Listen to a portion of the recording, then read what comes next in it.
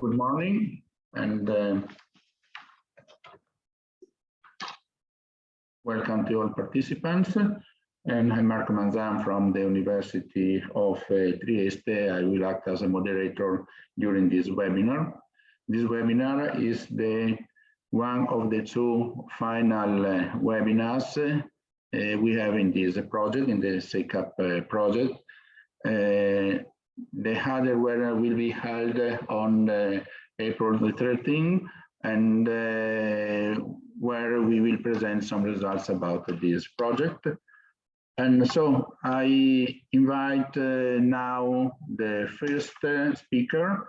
The first speaker is Massimo Canali, Director of the Central Directorate for Environmental Protection, Energy and Sustainable Development of the region Friuli Venezia Giulia. The Central Director plays a role as Environmental Authority of Friuli Venezia Giulia, and for the programming period 2021-2027, and ensures the consistency of the strategies of the intervention with the principles of sustainable development indicated by the European Union.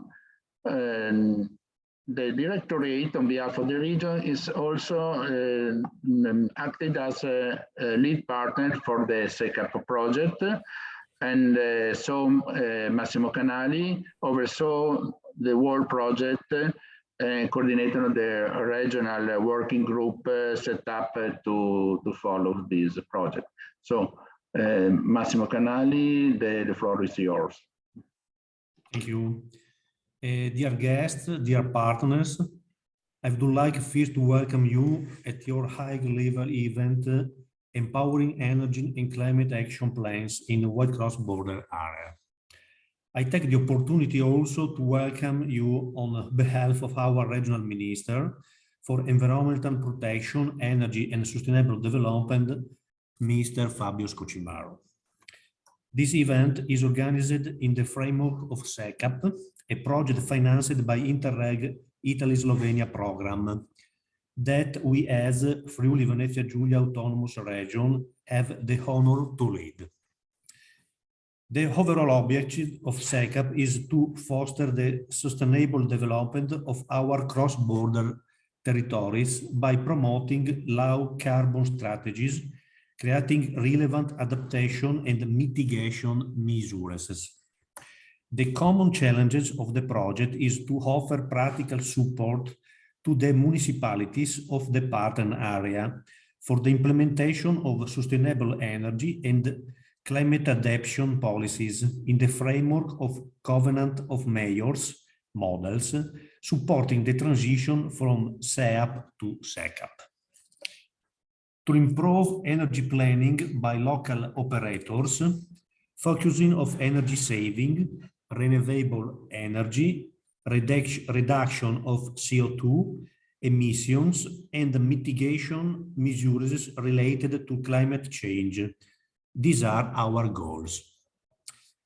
Climate change is one of the biggest challenges of our times, and it is already happening. Temperatures are rising, drought and wildfires are starting to occur more frequently, rainfall patterns are shifting, glaciers and snow are melting, and the global mean sea level is rising. It is an enormous challenge for the governments of all over the world, both at national and local level. It is an enormous challenge for our region too, a challenge that we share with our neighbors of Veneto region and Republic of Slovenia. That is why, with SECAP, we drafted possible common strategies and possible implementing actions.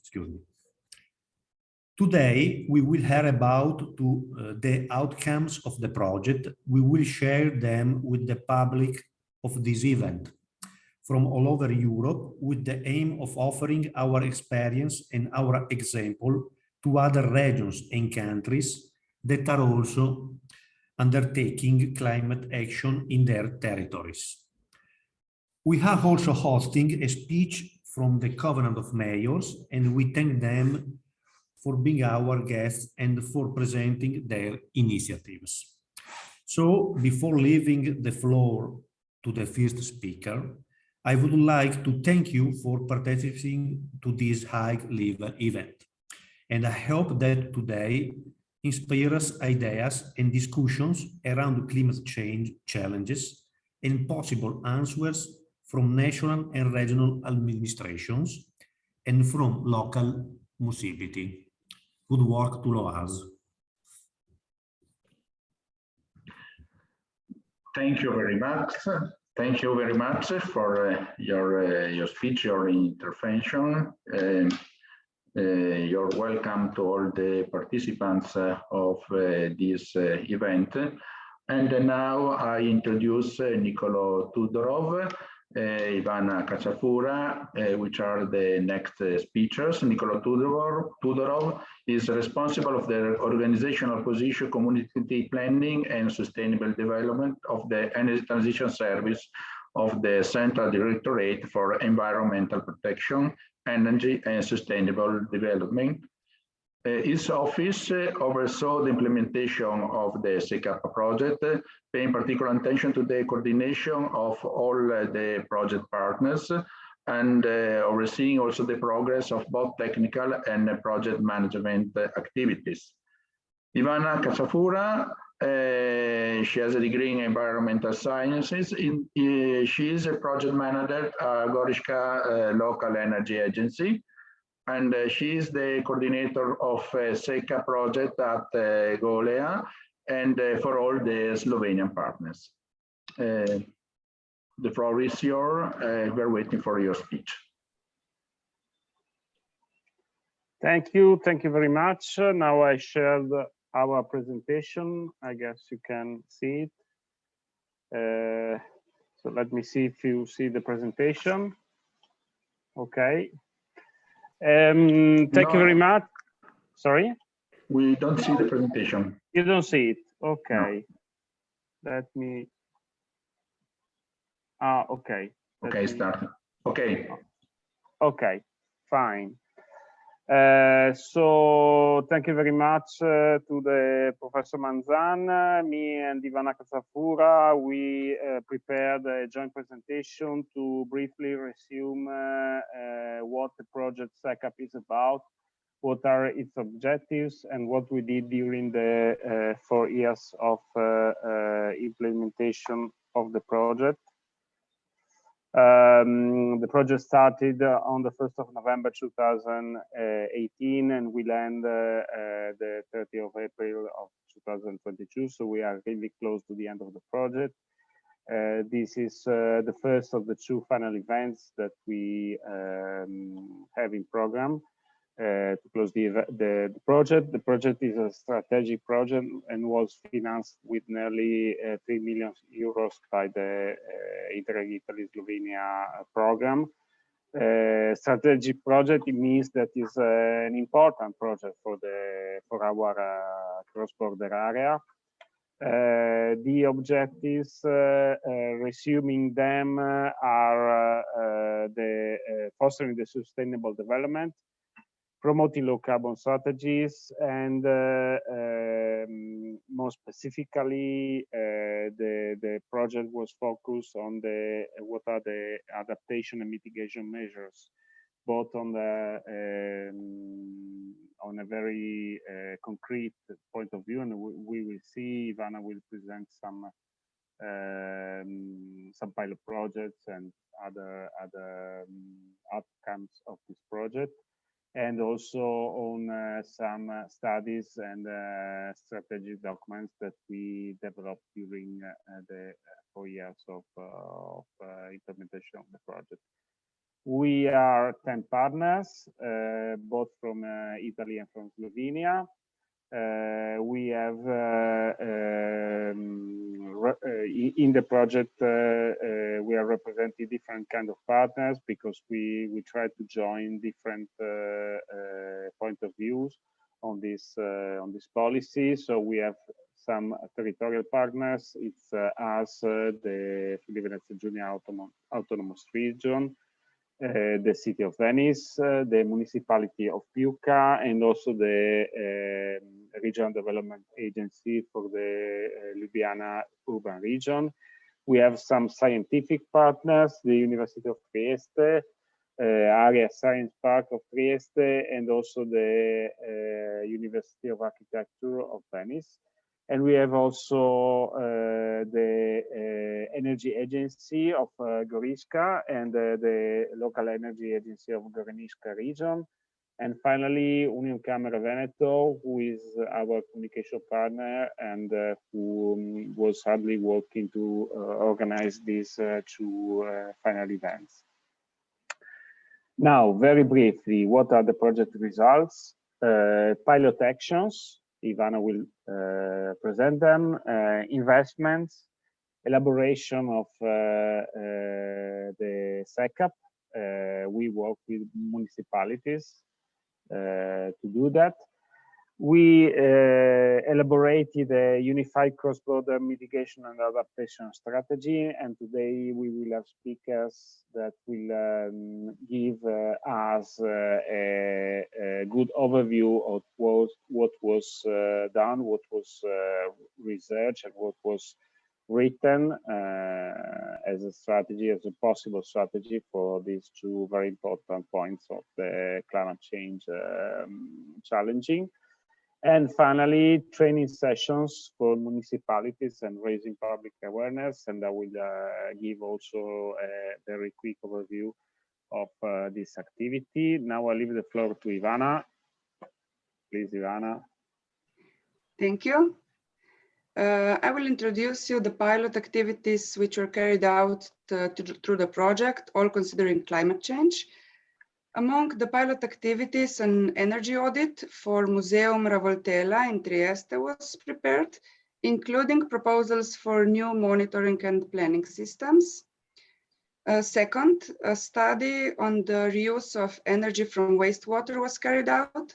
The study made a calculation of the potential of heat use from municipal wastewater in the municipality of Kranj, as an example of good practice with circular economy, using renewable energy sources and innovative technologies. Third, an air quality station was built. It measures meteorological parameters and air emissions within the city of Kranj. Next slide, please.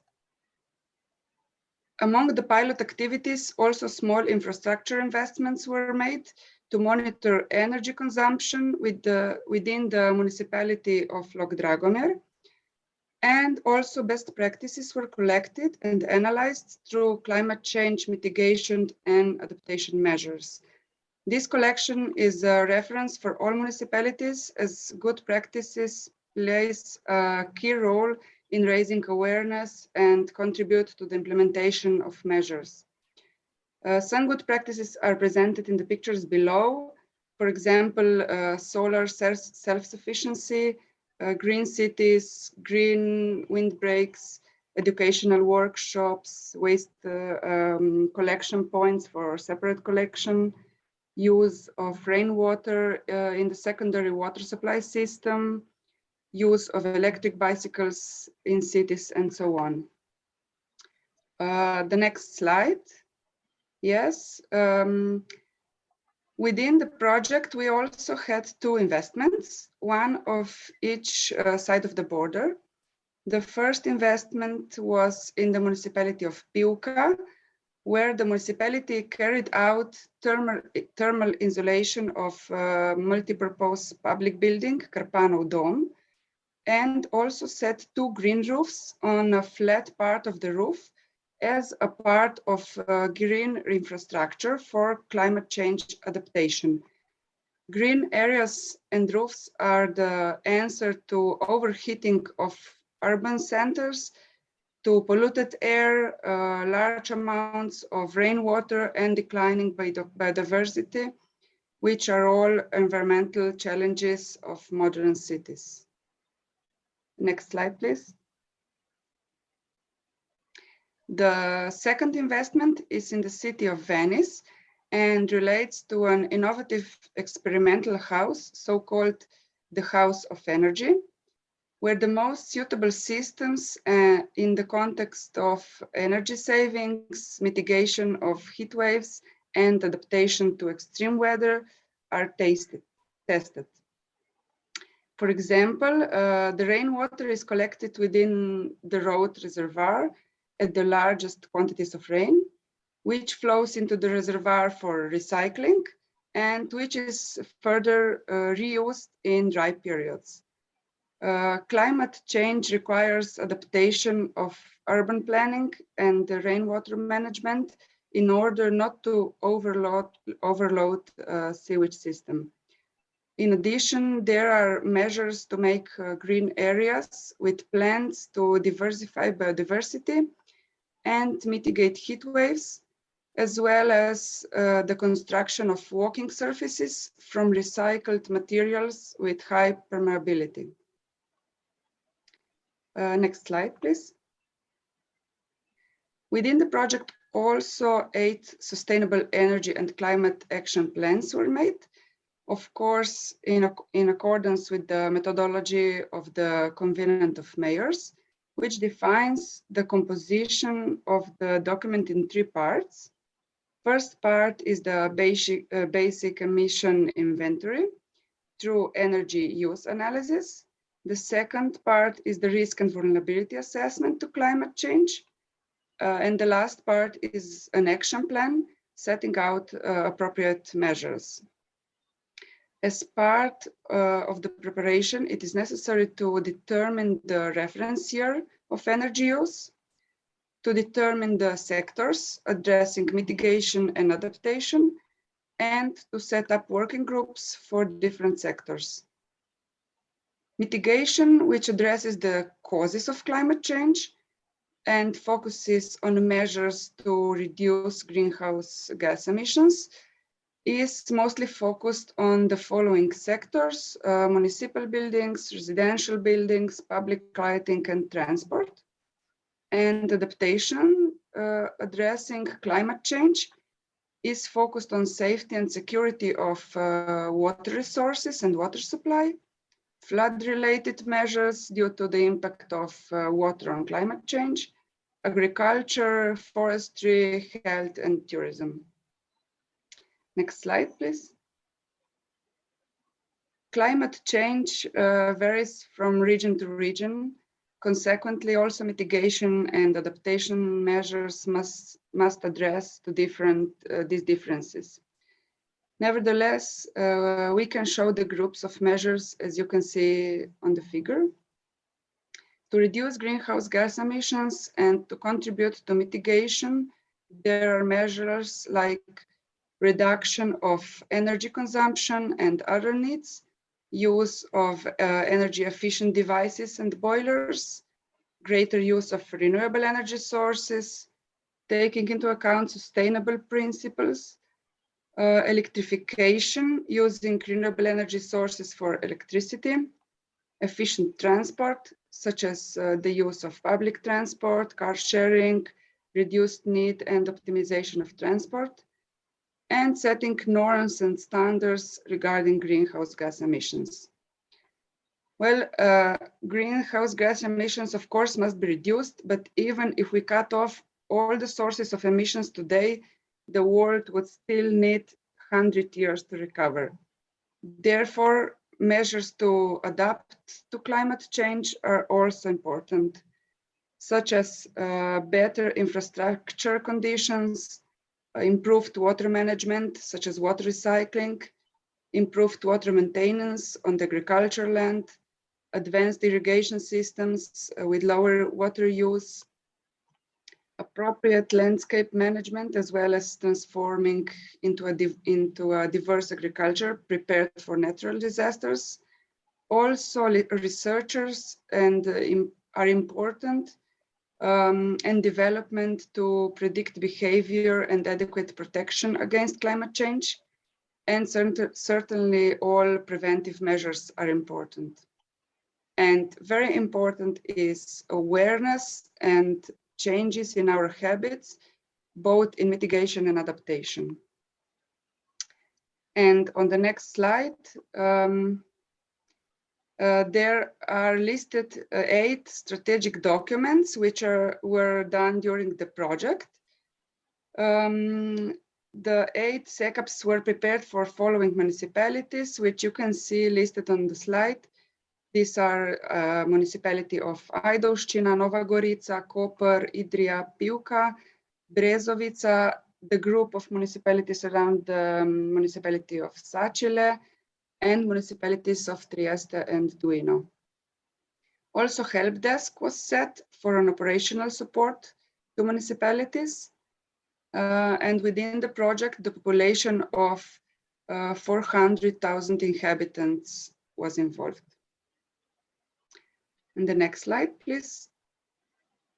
I would also like to shortly introduce you an example of sustainable energy and climate action plan of municipality of Idria, which goals are to reduce 40.5% of CO2 emissions, to reduce 34 gigawatt hours of energy use, to produce more renewable energy sources for 16 gigawatt hours. And all these goals should be achieved with budget of almost 9 million euro from different contributors, not only from municipality budget. And actually the municipality already works on its goals toward energy efficiency and has achieved the reduction of 13% of CO2 emissions by the year of 2018 regarding the reference year 2009. Well, it still has a lot to do, but it's on a good way. Now I would like to give the floor back to my colleague, Nicolo Tudorov. Thank you, Ivana. Thank you, Ivana. Sorry, I have maybe there is, okay. So thank you, Ivana. Ivana gave us an overview of what were the concrete achievements of the project. As you saw, more or less 400,000 inhabitants were directly involved in the planning of the SECAPs, which is quite an important figure for our territories. We also, on the planning side, we worked also on a wider area as we developed some mitigation and adaptation documents that reach all the program areas. This part began from an analysis of the climate scenarios documents. Namely, the analysis was focused on the energy side, which is very important, namely for the mitigation part, and also involved researches and analysis studies on the climate itself, the observed climate changes, scenarios, risks, and impacts. As you can see, the territory is quite wide. It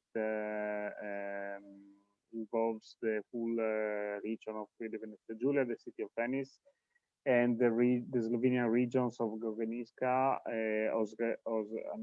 Osrednji-Slovenska, Primorsko-Notranjska, Obalno-Kraška, and Goriška.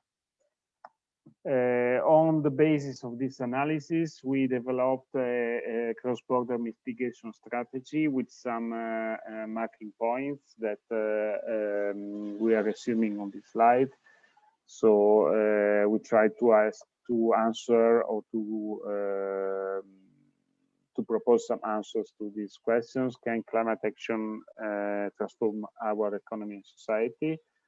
To policies, strategies, and plans, where we are now with the climate action, what are the goals that we can achieve by 2030? how practically we can deliver climate action, what are the outcomes that could be reached by the 2050, and also how can we practically monitor the emissions in a view of trying to meet the climate targets. This is the mitigation strategy, is one of the two main points of climate action. The other one is the adaptation strategy. Also, we try to develop a possible adaptation strategy for the whole program area. We began also in this case with the vulnerability assessment, which is a very important part when you approach territorial planning. So the first part of this activity was to draft the cross-border atlas of territorial vulnerability, to inventorize strategies, measures, and projects, and also to draft a bilingual database on energy, climate, and environment. I'm just actually summarizing these points, as after our presentation there will be Denis Maragno and Nicolo Tudorov that will go in depth on these two themes of adaptation and mitigation. To summarize, the vulnerability assessment was focused on three main points: the urban flooding, the urban heat island, and the snow and ice melting, which is another aspect of the climate change. Here we just give you a view. As I'm saying, we will have a more in-depth presentation on these facts of how urban heat island can be monitored. This is this slide was an example of the full area, a very broad view of this phenomenon, and here you can see where this phenomenon is focused on the territory. We also made some more in-depth assessment of specific urban territories.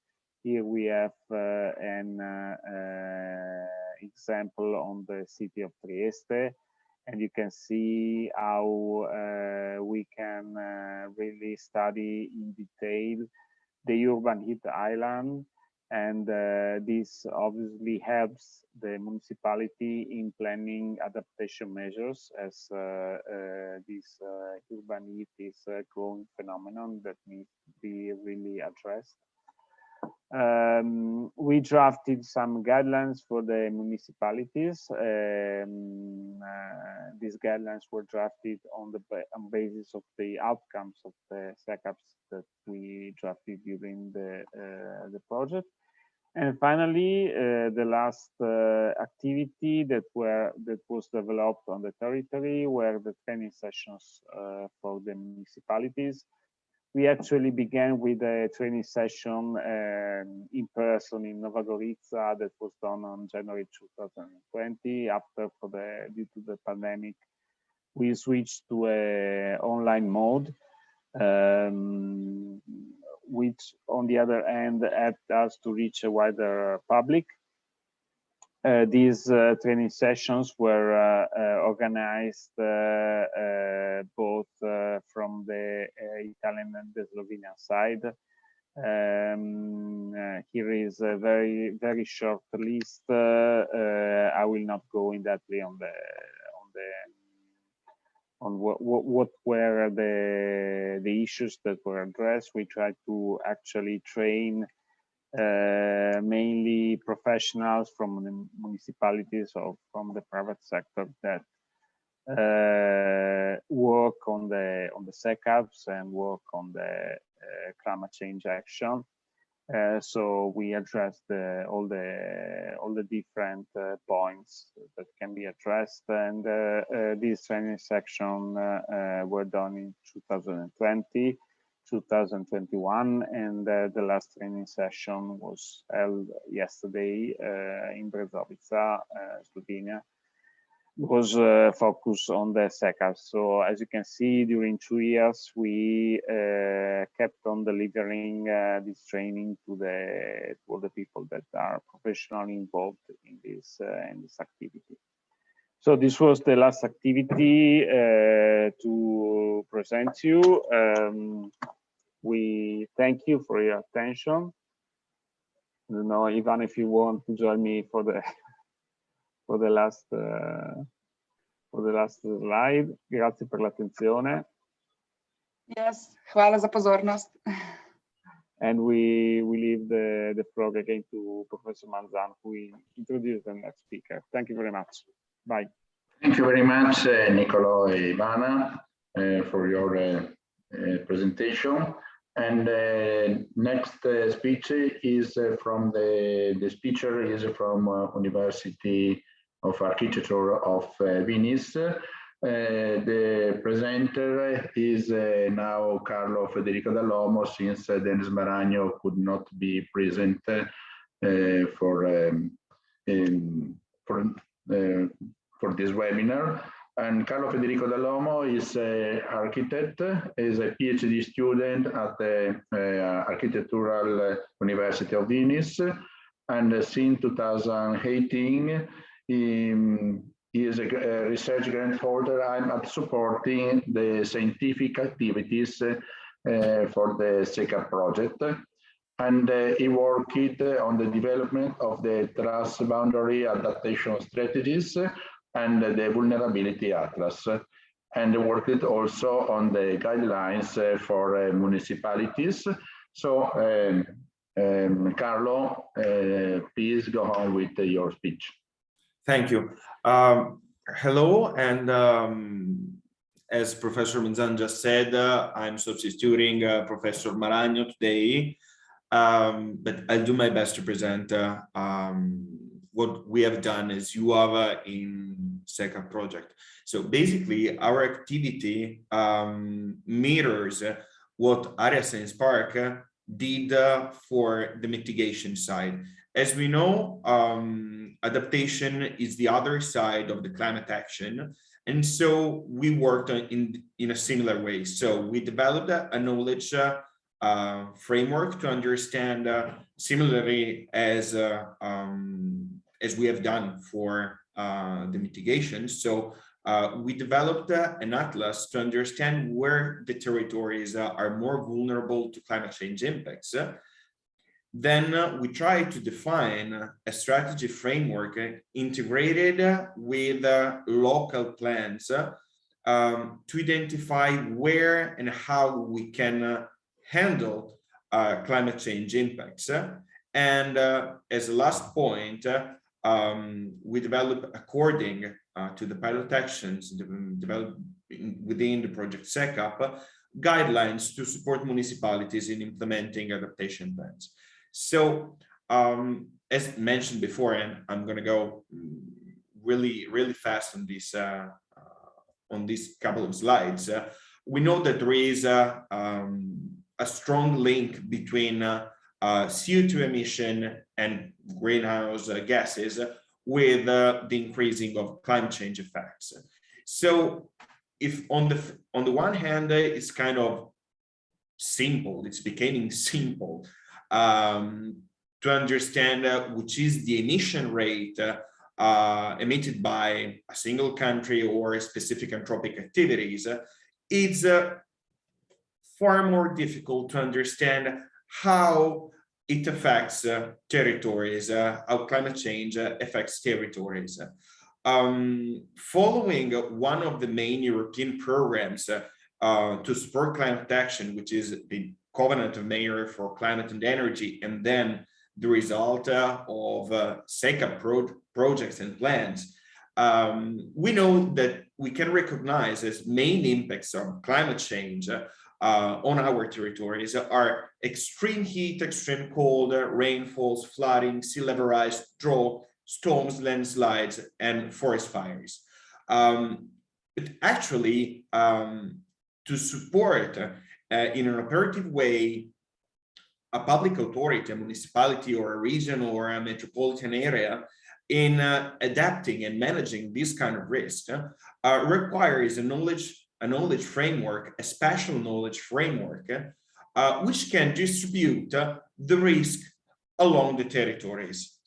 So starting from those which are the prescription and the theoretical framework developed within the IPCC 2014 report, which provide us the way in which we can assess risk and vulnerability, we try to map and distribute two main impacts, two macro impacts along a territory which is definitely dishomogeneous and complex. So we developed an urban atlas and a vulnerability atlas, for Città Metropolitana di Venezia, Regione Friuli Venezia Giulia, and the western part of Slovenia. The aim of this atlas, which is an experimental project, so it's a base which it's a knowledge base which can be integrated and implemented by local authorities, is meant to support defining cross-border strategies and support single municipalities or cluster of municipalities developing SECAPs plans. So as Nicolo Tudorov said before, we focused on two macro impacts, which are linked to heat and water. So we developed specific methodologies to map urban flooding, urban Thailand, and snow ice melting. Really, regarding this last point, it was a specific protocol, assessment protocol that we developed for the northern part of Regione Friuli Venezia Giulia, and really talking about urban flooding in urban Thailand, it was meant to cover the whole territory of Città Metropolitana, Regione Friuli and Slovenia. So what's this atlas composed by? It's composed by an hexagonal grid, which is smaller than the administrative units of the municipalities, and it can contain multiple information layers as population, as morphological indicators, as policy information. So for the urban Thailand, we have a difference, generally, we have a difference of the size of this hexagonal grid. Because for Città Metropolitana di Venezia, we were able to develop a grid, a very detailed grid, which is a 150-meter grid. And for the Slovenia and for the Regione Friuli Venezia Giulia, we developed a grid of 500 meters.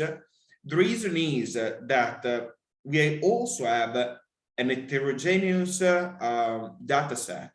And so the availability of the data is different between one and the other territory.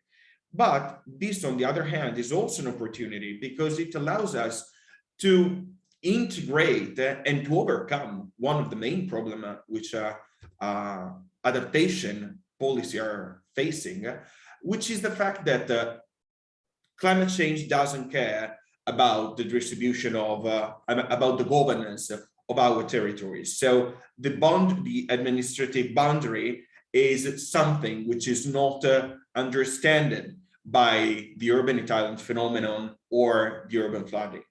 And one of the objectives indeed of Secap is to develop joint SECAPs. So some adaptation plans which can be operative transboundary. So the grid that we developed, and here I'm going to show you a couple of slides of this of the output of the urban atlas on Città Metropolitana di Venezia and on the territory of Slovenia and Regione Friuli, is meant to be a versatile approach. So it combines to arrive then at the final result, which is this range of values. Then in the map is somewhere the territory is more red or less red, combines morphological factors as for the sensitivity, the build-up index, and the distribution of green in the urban environment.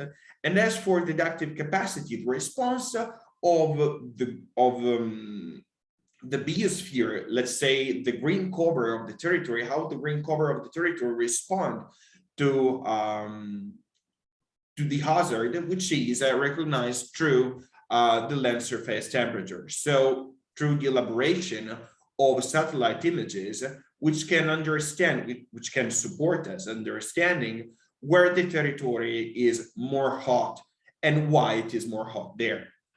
The same thing happens also talking about flooding. So combining morphological indicators, we can overcome somehow the limit that we have, or integrate the limit that some climatic assessment has, which is they just forecast how much more rain we're going to have, but we don't know how our territories are going to respond in the case we have more rain. So we combine for the sensitivity side the DSM, which is the morphological behavior of the territory, and the response of specific land cover to heavy rains. On the other hand, for the adaptive capacity, we consider the permeability of the territory in case of heavy rainfall. So also in this case, green areas and green spaces play a central role in providing us a prompt response to these kind of impacts. It becomes challenging when we need to use this tool to support policies.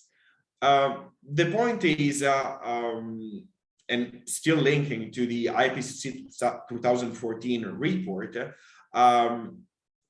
it's complicated to use just vulnerability as a support for adaptation, because we have two more concepts that we should consider within the adaptation process, which are the exposure. So considering what is important to a policymaker in defending the territory to climate impacts, and then the risk distribution. So the final indicator that we should try to develop is the risk mapping. So the approach that we developed through the vulnerability atlas is oriented in developing a whole risk mapping system for these three regions. So, and this is a kind of an interesting map because we think that working on a single territory as a Città Metropolitana is definitely interesting, because it look forward integrating and organizing policies between municipalities within the same region. But at the same time, it's complicated to develop binding strategies and functional and effective strategies between foreign countries, even if they are part of the same community, which is obviously the European community. And so this knowledge framework allows us to understand how there is a permeability, a climatic permeability between these two territories. And so then we can understand how much it's important to have transboundary policies to adaptation.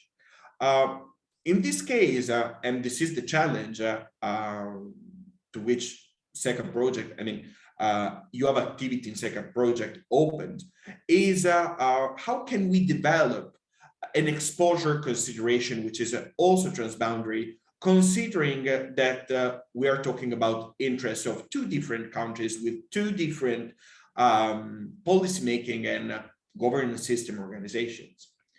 So starting again from the bottom of, from a smaller scale assessment, we try to develop an exposure assessment for one of the territory on which we have more experience, which is the territory of the city of Venice.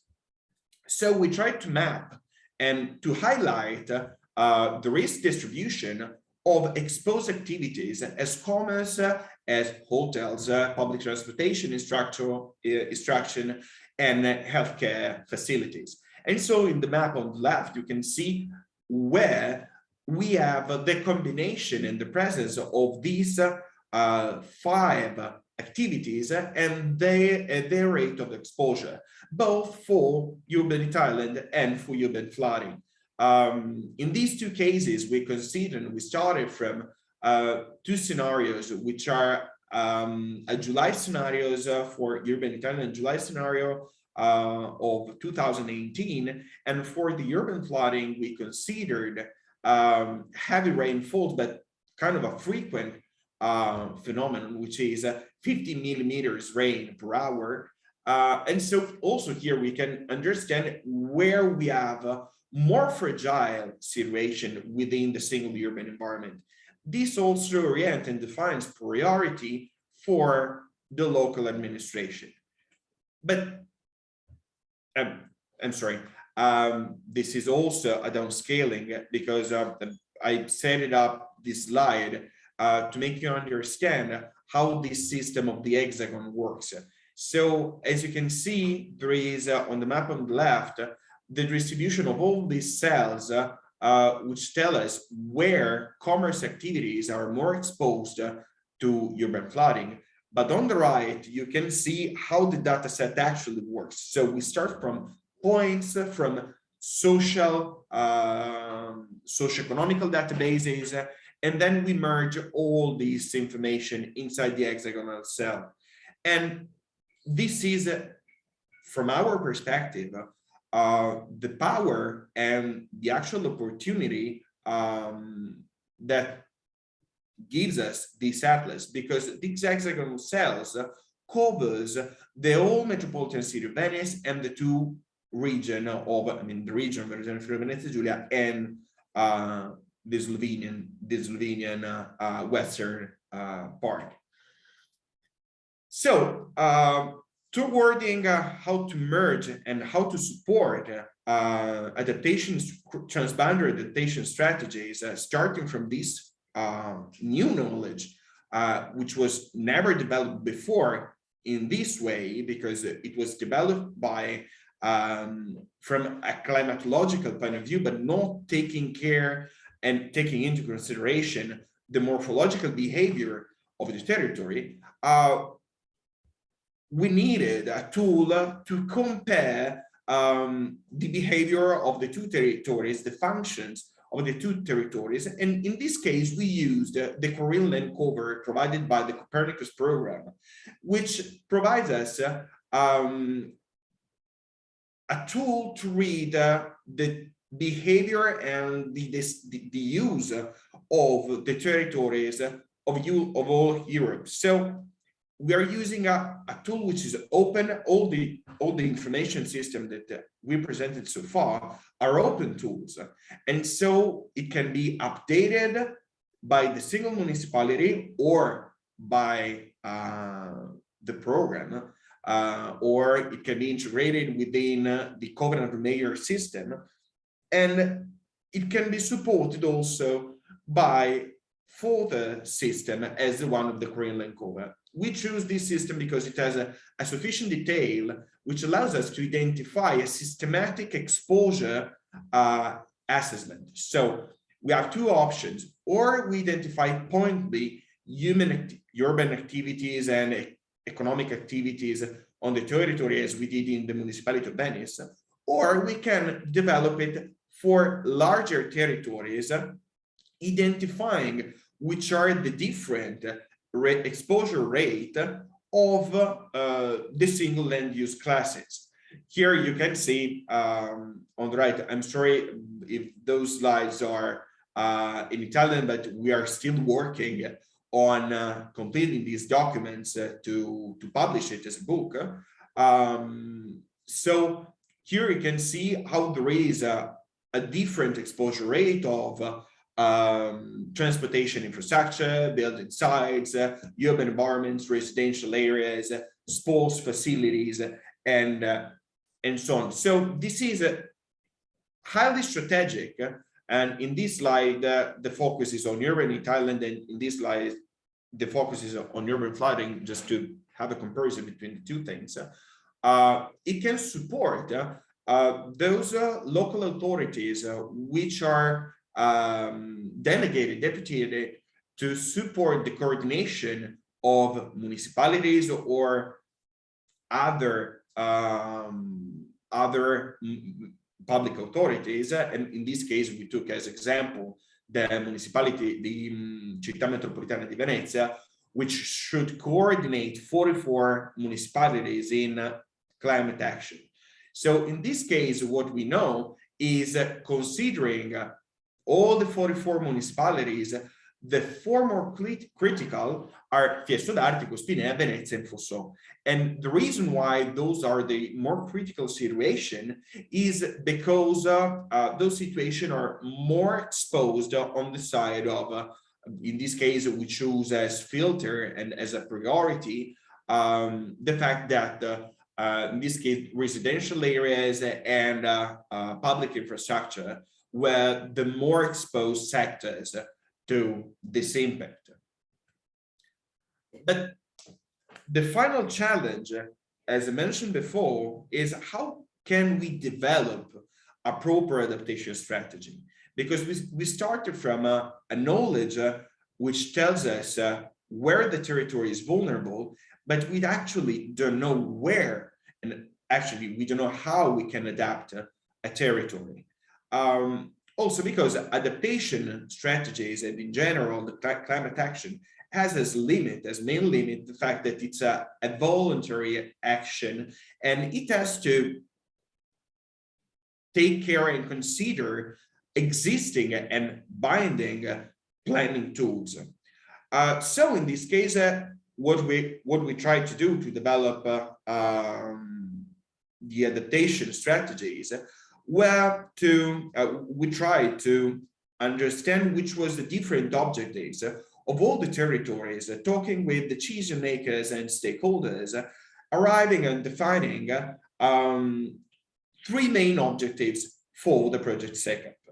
And then starting from those three objectives, we tried to develop single macro strategies which can be implemented inside sectoral and local action plans. So the main three objectives for the Secap project, starting from this participation process, are updating knowledge frameworks and developing a decision support system for public authorities, enhancing safety and emergency management, mainstreaming and participation.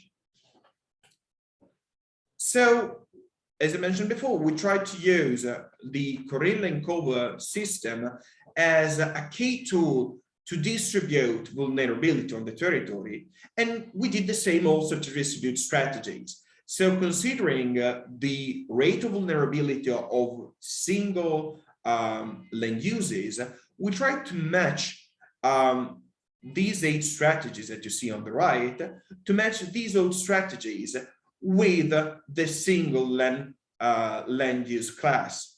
But actually, it was impossible to us to define personally which was the performance and the priority of the single strategy for the single territory. So we implemented a participation process, asking the local decision makers their perception in performance of the single strategy in this kind for the single land use typology.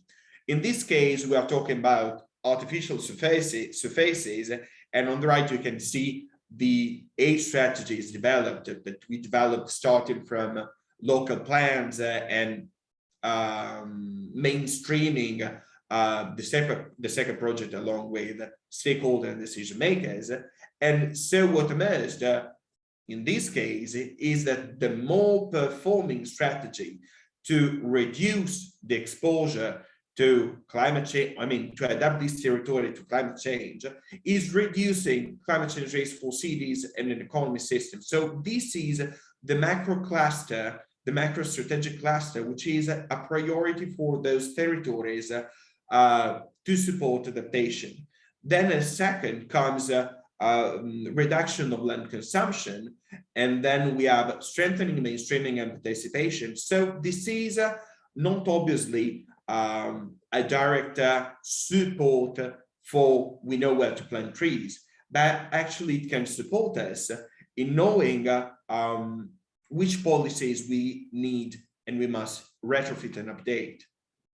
The last 2 slides to present the goals that we achieved are dedicated to the guidelines for the municipalities.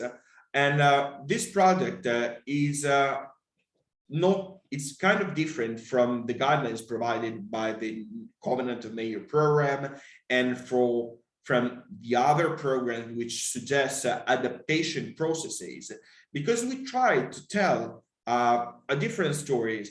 We try to tell the experience of Project Secap basing on the implementation of 9 pilot action on the project territory.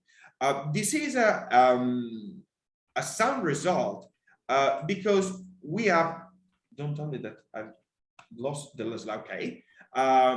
This is a strong result because we have a detailed comparison between 9 planning processes distributed in 3 different territories, and we compared the 9 plans according to the same rate. So basically, through the guidelines developed within the Project Secap, a municipality which is in Friuli Venezia Giulia or in Città Metropolitana or in Slovenia can study as a case study, as a starting point, another Secap plan, which can supporting them in understanding the limit and overcome problems before they start the plan. I think that I finished my intervention and I leave the floor again to Professor Manzan. Thank you, Carlo, for your interesting presentation. And now I'll leave the floor to Nicolo Tudorov from Area Science Park in Trieste. He is a research fellow and at Area Science Park, and he worked on the risk and vulnerability assessment for the SECAPs of the municipalities of Trieste and Duino Resina. The risk and vulnerability assessment were made following a framework, an international recognized framework, which was downscaled to fit the necessities of the municipalities among this project. And now we'll present the framework and the methodology, showing us how this approach this could be also replicated to other regions of the project program area. Thank you, Nicola. The floor is yours. Thank you very much, Professor Manzan. So, like you said, I'm going to illustrate very briefly the methodology that our team has developed. This methodology was specifically tailored for municipalities and in line with the Covenant of Mayors framework to assess the risk and vulnerability to extreme weather events and to adapt to climate change. I just need to make a very brief introduction because there is a very important point that I would like to make later on. And as we have previously seen, the Covenant of Mayors is an initiative, very important initiative that was launched by the European Commission back in 2008. and had a very clear idea in mind: to create a common framework, to create guidelines and an online tool for municipalities so they can give their contribution in the fight against climate change. And basically what it meant for municipalities that after they signed for this initiative, they would, in the aftermath of the process, they would have drafted a Sustainable Energy Action Plan, a SEAP, that is a very important strategic document composed of several different parts. One of these parts is a long-term vision of the municipality, so a long-term vision of the territory in regards to energy consumption and greenhouse gas emission. A baseline emission inventory, that is an inventory of energy consumption and greenhouse gas emission for a specific year of reference. And back at the time, it was a number of mitigation actions that would allow to reach a reduction of greenhouse gas emission by 20% by 2020. Now, this initiative was very popular.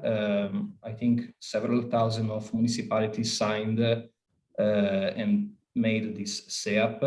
And so following this extraordinary success, the European Commission launched another complementary initiative that was called Mayors Adapt, that had the same structure, however, another focus. They were focused on climate adaptation rather than climate mitigation. And soon after, these two initiatives merged together to create the now known Covenant of Mayors for Energy and Climate. The SEAPs became SECAPs, so Sustainable Energy and Climate Action Plans, and now the components were, there were some components added to the document. So we found, again, the long-term vision, the baseline emission inventory. The mitigation goals were stronger this time to reach minus 40% of reduction by 2030. Probably these objectives will get even stronger with time, probably will reach minus 60% by 2030. However, there were introduced some two new components, that is risk, the component regarding the risk and vulnerability assessment, and adaptation actions relevant to this risk and vulnerability assessment. Now, I'm saying all of this, and you can see this clearly also on the map on my on the right side of this panel. I'm showing you the map of the Friuli Venezia Giulia region, which is a very big part of the program area of the project SECAP. And as you can see, there are a lot of municipalities that have a SEAP, but very few of them that have a SECAP. And this is the point that I would like to make, is that in the near future, we will have a lot of municipalities that will have to transition from SEAP to SECAP, and hopefully many more that will develop a SECAP starting from scratch. What does this mean in reality is the following thing. So first of all, let's have a step back and ask ourselves, what is a risk and vulnerability assessment? Well, this is a process, according to the most important authorities in the field, that this is a tool to assess the risk of climate impacts and the vulnerabilities of the territories to those impacts. In practicality, the Covenant of Mayors, within its framework, asks to the municipalities to fill in this set of tables that I'm showing you right here. At first look, these tables, they look simple enough. You just need to fill in some columns about the likelihood of happening of some climate hazard like extreme heat, cold, precipitation, floods, and so on. You need to assess what is the impact of this hazard, and you need to say what is the expected change in terms of intensity and frequency and the time frame in the future. You also need to specify what are the sectors that are vulnerable to these hazards and what is the degree of vulnerability. So municipalities that face these tables need to fill in the cells, and when you first, like I said, when you first look at these cells, they look simple to fill in. but I can assure you that if you want to do a scientifically accurate work, it's, I don't say nearly impossible, but it's very difficult. It's a very complex process. It's a very complex process. It has been a very complex process for us as scientists that have a sound knowledge of the field of climate change. It is an even harder challenge for people within a municipality that perhaps have also other things to do and don't have this technical knowledge to assess climate and climate change. So what I want to say, and this is another point that I would like to mention, is that by filling these tables in incorrectly, the municipality is risking to have a risk and vulnerability assessment and later on to develop adaptation actions that are not appropriate. Another challenge is that the European Commission will receive these tables as an input and will receive results that are not reliable at all. And so this is another example that could lead to maladaptation, because the European Commission could finance things that are not a priority rather than things that are a priority. So there is a really important need to develop a process, to develop a methodology to fill in these tables correctly. And this is what we have done within the Secap project. We needed to support the Municipality of Trieste and the Municipality of Duino-Orisina to develop their SECAPs, actually to transition from SEP to Secap. So we faced this challenge, and from the beginning it was very difficult, but then we tried to overcome the challenge, and we have developed this methodology for the risk and vulnerability assessment. That is, it's a practical framework. It's an impact-oriented framework. So everything starts from basically all the impacts that could happen to a territory. In the case of the Municipality of Trieste, we have started with more than 100 possible impacts, and then we, thanks to a consultation with field experts, with experts of different sectors like energy sector or the health sector or environmental sector, we tried to shrink down the number of these impacts. And then starting with the most relevant one, for each and every impact, we try to estimate what is the climate hazard that could cause or is causing this impact. Here I'm showing you an example. We have an impact that's called extended damages to buildings. Now, what are possibly the climate hazards that could cause this impact? We assessed that in consultation with these experts that the possible hazards are extreme precipitation, sea level rise, and landslides. Now, trying to dissect even more, trying to create this workflow, we try to understand, in the case of these climate hazards, what are the territory assets, what is the population, for instance, what are basically the territorial elements that are exposed to this climate hazard. And so this could be residential buildings, this could be schools, this could be hospital, this could be also population by itself. And then for each and every of these elements, we developed a set of vulnerability indicators to try to assess what is the vulnerability of these elements to the climate hazard.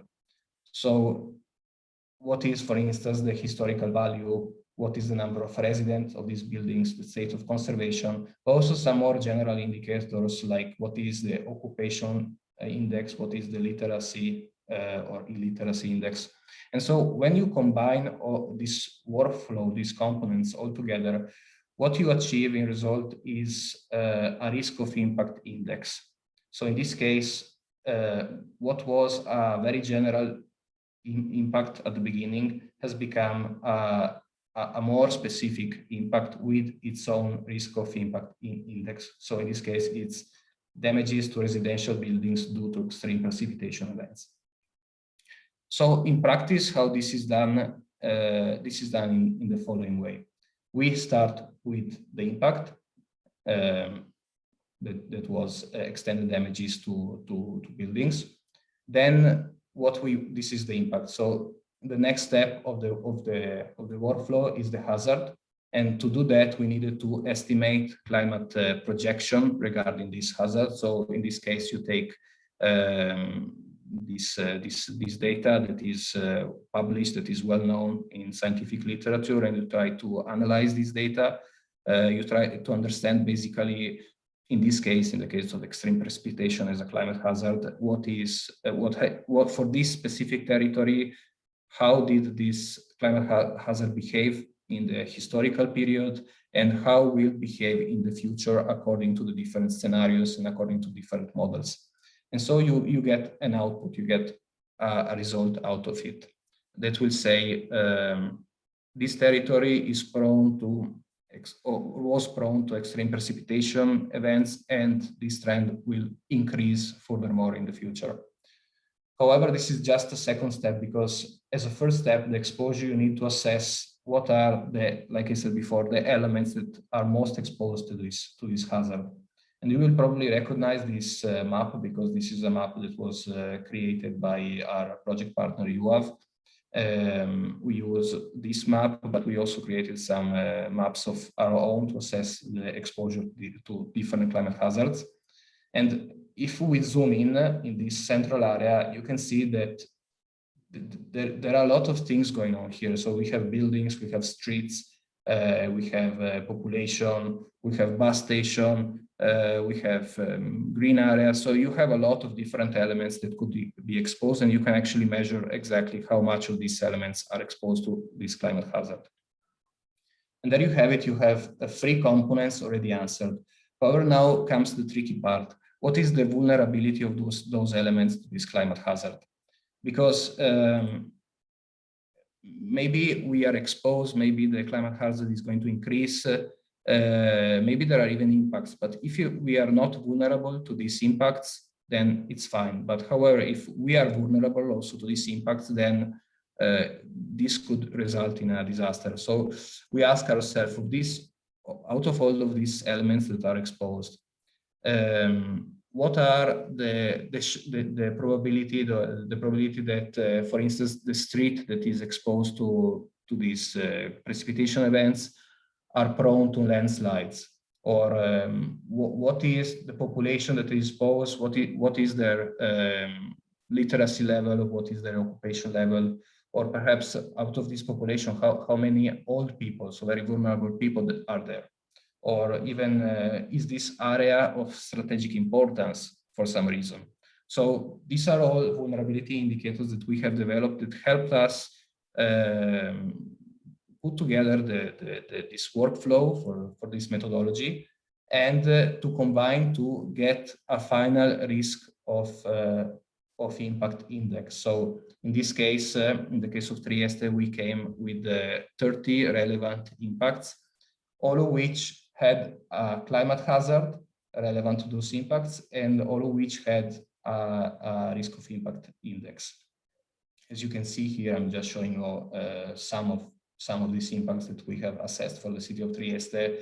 There are sectors that are at more risk than other sectors, and there are climate hazards that are more dangerous than other climate hazards. And all this is very important, because then we can create adaptation actions that are appropriate for the context.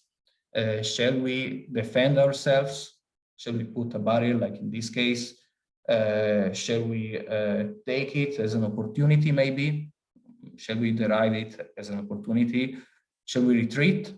Maybe we can do nothing about it, or shall we just sit and do nothing, like in this case? Just a very important thing to mention, in the case of the municipality of Trieste, our methodology also provides a setting to assess all the relevant adaptation actions that could be implemented. In the case of Trieste, we have drafted some we have proposed to the municipality some 300 different adaptation actions to these 30 impacts that we found previously. And out of these 300, some 30 adaptation actions were selected. So this is also a very important thing. That was my last slide. I think the take-home message now for you is that now a tool for a risk and vulnerability assessment, a scientifically accurate tool exists. We have developed it, and this tool is reproducible for most municipalities. For sure, most municipalities in the program area, but most municipalities overall. So thank you for your attention. Thank you very much for your presentation. Next speaker is Tirtomir Kurnik from LEAG. And from the beginning of this year, Tirtomir is the director of the local energy agency of Gorenska region. And he is working on European projects in the start of the agency in 2009. So please, Tirtomir, go on with your presentation. Okay, thank you. I hope that presentation is okay. Okay, so yes, you can see. It is. Okay, I will start. Okay, just in the beginning, I would like to present something about our territory. LEAG was founded in 2009 with the support of 18 Gorenska municipalities through the Intelligent Energy Europe program. So we had support from Gorenska municipalities right from beginning. We advise municipalities, individuals and companies on energy concepts, strategies for use of renewable energy sources and preparation of legally required documents. In Slovenia, we don't have a regional government or some institute that would represent this area officially. But we have regional agencies, and this agency is in Kranj based, and it covers this area of 18 municipalities.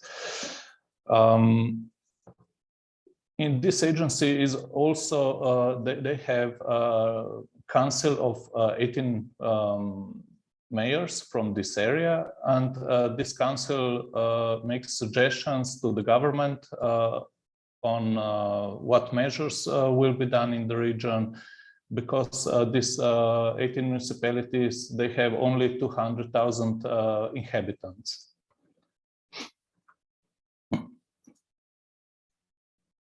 Here are some examples of energy measures taken in these years. On the left bottom side is first passive house kindergarten. In the Gorenska region, this was first in Slovenia. We also put a lot of effort in photovoltaics in our region.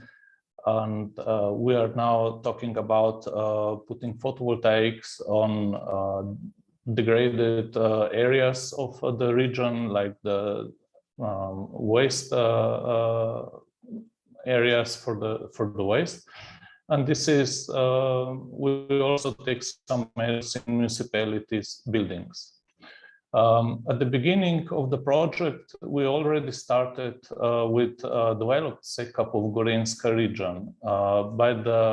It was finished with another program, Alpine Space, by the Regional Development Agency. It took the base year 2005. They identify areas for mitigation and adaptation within this SECAP, and they propose some partnerships for the implementation of the measures. And as I said, we also have support from all 18 regional municipalities. What areas were specified to to work more on the some measures is in mitigation. We said we are going to do some efforts on more on municipality buildings, residential buildings, public lighting and transport. And for adaptation for our region is more forestry, tourism and traffic. Our goal was to reduce emissions by 40% regarding to 2005. What this SECAP, when it was done, it needed some support. And this support for implementation came from the project Italia Slovenia. This project SECAP gave us more deep understanding, more knowledge on the risks and what we are facing in our region. So we, this SECAP is not only some kind of paper to be done and 18 municipalities forget about this. We started to organize a Council of Secap Gorenjska. This idea is now in, we are, this council is now established with 16 members. Representatives in it are from government, faculties, municipalities, energy distributors, forest service, tourism board, and the regional development agencies. This is also the support for Council of Regional of Gorenjska for the 18 municipalities. And this Council of SECAP now gives some ideas and propositions what should be done in Gorenjska region. The tasks now are making suggestions and guidelines for implementing measures from SECAP Gorenjska, giving professional assessment and implemented activities. We are also performing other tasks for implementation determined by SECAP. We choose 4 focus areas in this council, and this is mainly public awareness and promotion of energy and climate change, improving air quality inside the buildings and also outside, and establishing a center for renewable energy sources, like was presented from Milano, in Milano. And lately, we have a lot of issues going on energy poverty. The first meeting of the council was in 2021. It was in person because before we had some problems of the COVID, so we could organize our first meeting in June last year. What are some results of our work? We are not only consulting municipalities, but we are also giving information to municipalities how to apply for some funds, or where they could achieve something more for the idea of adaptation and mitigation of measures from SECAP. Is on the tourism area. One municipality from our region, Bohin, became a platinum destination of Slovenian green destinations. Because of changes of climate, they now not only focus on ski tourism, but also on the biking and hiking. And what is the point of collaboration of these 18 municipalities is that we are now building biking paths through all the regions, not only like each municipality for itself, But with the coordination of this territory, we now can achieve much more.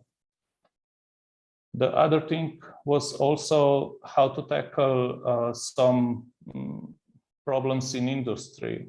We also work with industry on the circular economy. This is the project from Municipality of Kran. As I mentioned, a lot of people are now facing energy poverty because of the rising prices of the energy. And therefore, we are present at local conferences, and we also suggest people and municipalities what measures they could take. As Ivana already mentioned, through the project Secap, we make a study with the Comunale Kran. How can we use heat from municipal wastewater? The first area is in the Zarica municipal zone, where they are now planning to build a circular economy center. And this heat from the wastewater would be enough for all the buildings in this municipal zone. The other idea is to use this heat water for new housing estate building area that is planned to be built.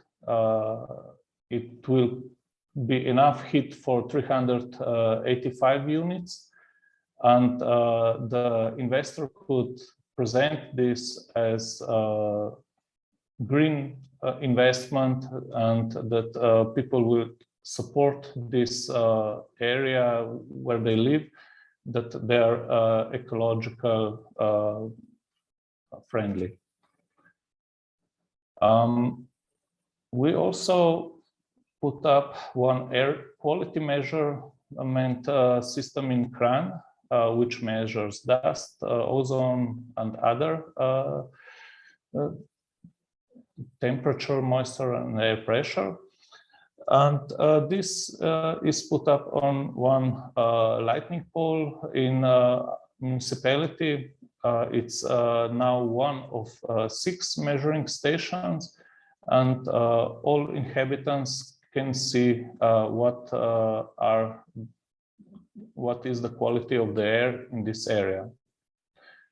And finally, with the results of this project, Secap, we also gather more information and more data that could be used for another applications for the municipalities. Therefore, the city of Kran now applied for the position of one of the 100 climate and neutral and smart cities by 2030. So our goal is that this project is spread and the knowledge through all 18 municipalities, and we give the support for the municipalities. Okay, thank you for the attention, and this is from my side. Thank you very much, Certomir. And now I give the floor to the next speaker. The next speaker comes from the Covenant of Majors, is Davide Maniago. He is project manager for International Organization Climate Alliance, and he is responsible for the approach of Italy at the European Office of the Covenant of Majors since September 2018, and previously worked at the Secretariat of the Convention United Nations Framework on Climate Change, dealing with support for voluntary action to reduce emissions by developing countries. Davide holds a master's degree in environmental management and sustainability from the Faculty of Environmental Engineering and Urban Planning of the University of Aalborg.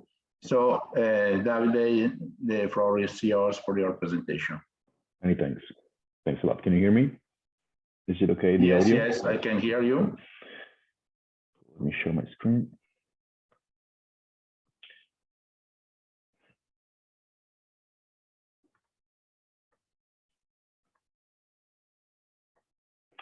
Okay, I hope you can see my slides. Can I get a confirmation, please? Yes, we can. Okay, thanks. So as I've been introduced, thanks a lot for the kind introduction and for the invitation today. I'm sorry, but the slides are not in presentation mode. Okay, that's what I see. Presentation mode from my side. Let me just try to reshare my screen.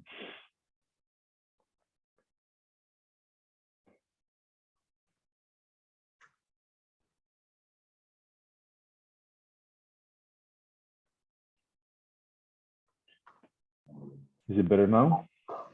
No, always with the outline at the side. Just a second.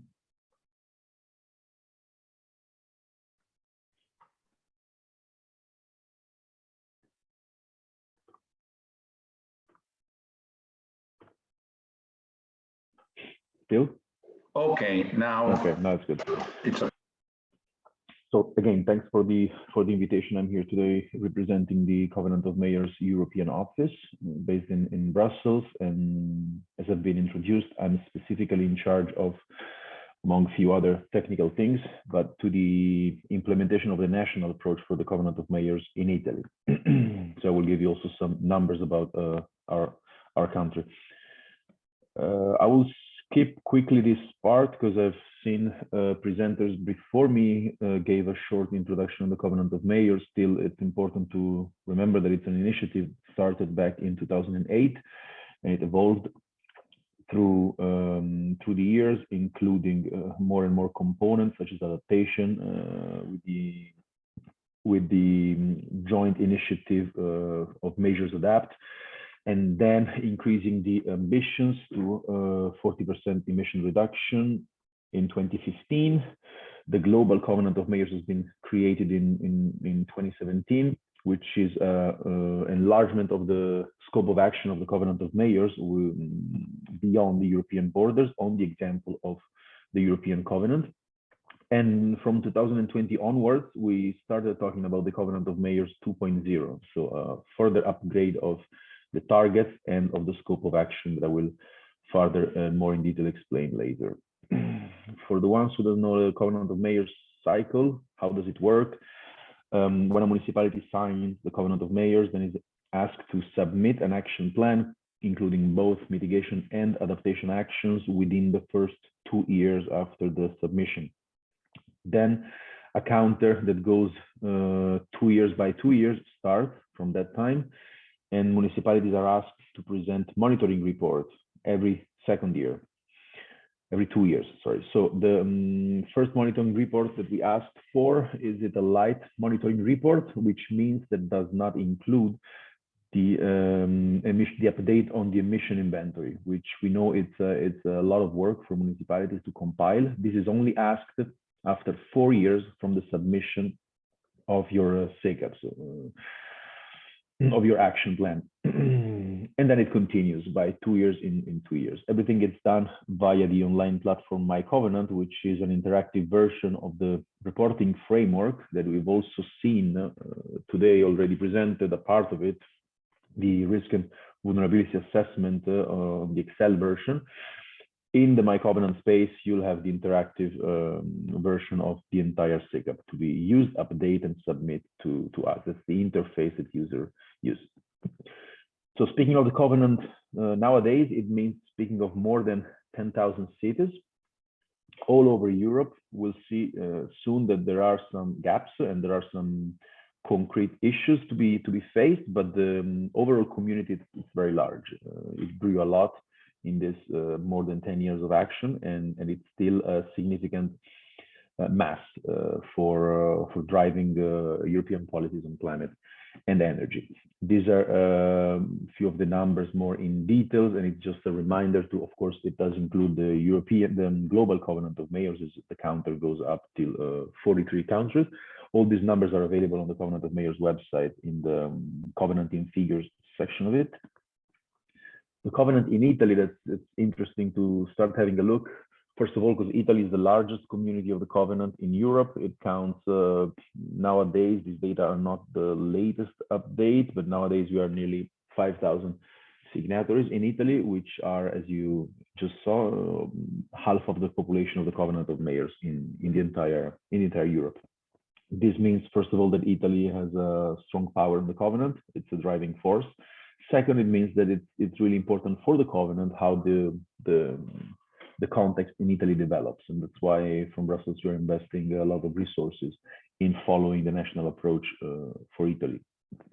I wanted to go straight to, after giving you some data, of course, about the majority of signatories are below 10,000 inhabitants, but that's also the composition of our country, of Italy, and the size of the municipalities in it.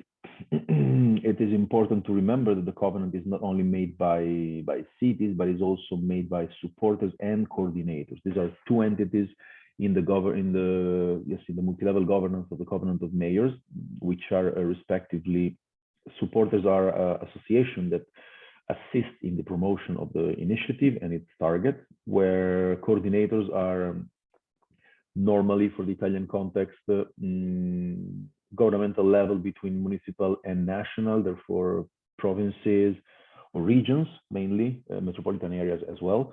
And they have a role in coordinating and assisting the work of municipalities throughout the life cycle of the Covenant of Mayors. We do have a strong network of those entities in Italy, with which we're working very closely, starting from the national coordinator, which is the Italian Agency for Energy, Enea, together with a smaller role of ISPRA for the adaptation component. So this is just to underline that it's very important for a great success of the covenant that municipalities are not left alone, but are supported and assisted by overarching entities. Looking at this table, we see a couple of points that have already, again, been mentioned today, but that I need to stress here once more, which is, first of all, the difference between the number of SEAP, the action plans up to 2020 goals, so meaning only mitigation component, and SECAP submitted, which is significant. Again, although these numbers might not be updated to the very last day, but the important thing is that there's a significant difference in them, not only when we talk about plans, but also when we talk about monitoring, which is also a very strong and important component for the Covenant of Mayors and for municipalities themselves. In here, there are a couple of interpretations we can have. We want to keep the positive attitude in our offices, thinking that most municipalities, they do undertake monitoring activities, but it is too much of a burden for them submitting the information to us. So that's the most positive interpretation we can have of this data. It still remains the issue that for some municipalities, it's definitely not possible to undertake monitoring, and maybe doing a step even back, they are struggling with the implementation of the plan. So submitted action plans does not mean that the implementation has started. Most of the cases for financial reason, and we'll see afterwards in the second half of my presentation, which can be tools to overcome the financial gap that the European Union has put in place, and we are handling alongside the Covenant of Mayors. So these are the main two issues. There's a first objective, which is transitioning municipalities from PAES to PAES, SEAP to SECAPs in English, and second of all, forcing and stimulating monitoring of action, implementation first, and therefore monitoring of the action. Of course, the Covenant had to face upgrowing context and new challenges, like the entire world has done in the past 2 years. Covenant cities pushed for green recovery by sending an open letter to the European Commission from the board of the Covenant of Mayors, the main mayors leading the steering the initiative politically. There was a covenant ceremony last year in which those aspects were even more stressed, and a letter has been sent out across Europe to all mayors, part of the Covenant of Mayors, in which the new challenges should have been seen as a potential to start working even more into the right direction, trying to find solutions where they're really needed with a longer term vision, which we still believe is a consistent planning for cities on climate and energy. It is again a growing initiative that has been undertaking a lot of consultations, also facing these new challenges. And we came up with the new narrative of the Covenant 2.0, which goes alongside with new objectives and targets to be implemented, which are as follows. So, first of all, we increased the ambition of the initiative, aiming at reaching climate neutrality by 2050, and further increasing the percentage of CO2 emissions reduction by 50% by 2030. So these were the old ones, and they've been enlarged. Then the scope of the action has also undertaken a revision for its for being enlarged with the inclusion of new sectors like air quality and waste management. The idea here is to turn the Covenant of Mayors into the umbrella initiative for all European activities targeting cities, especially in the context of the new Green Deal.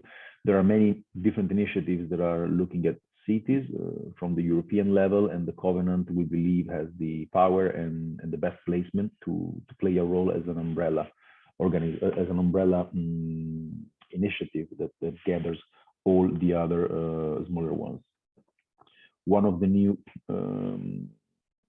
discussions under the Covenant was to ensure as maximum as possible the so-called just transition, meaning that we do have and we have developed a pillar on energy poverty alongside with the mitigation and adaptation component of the Covenant of Mayors.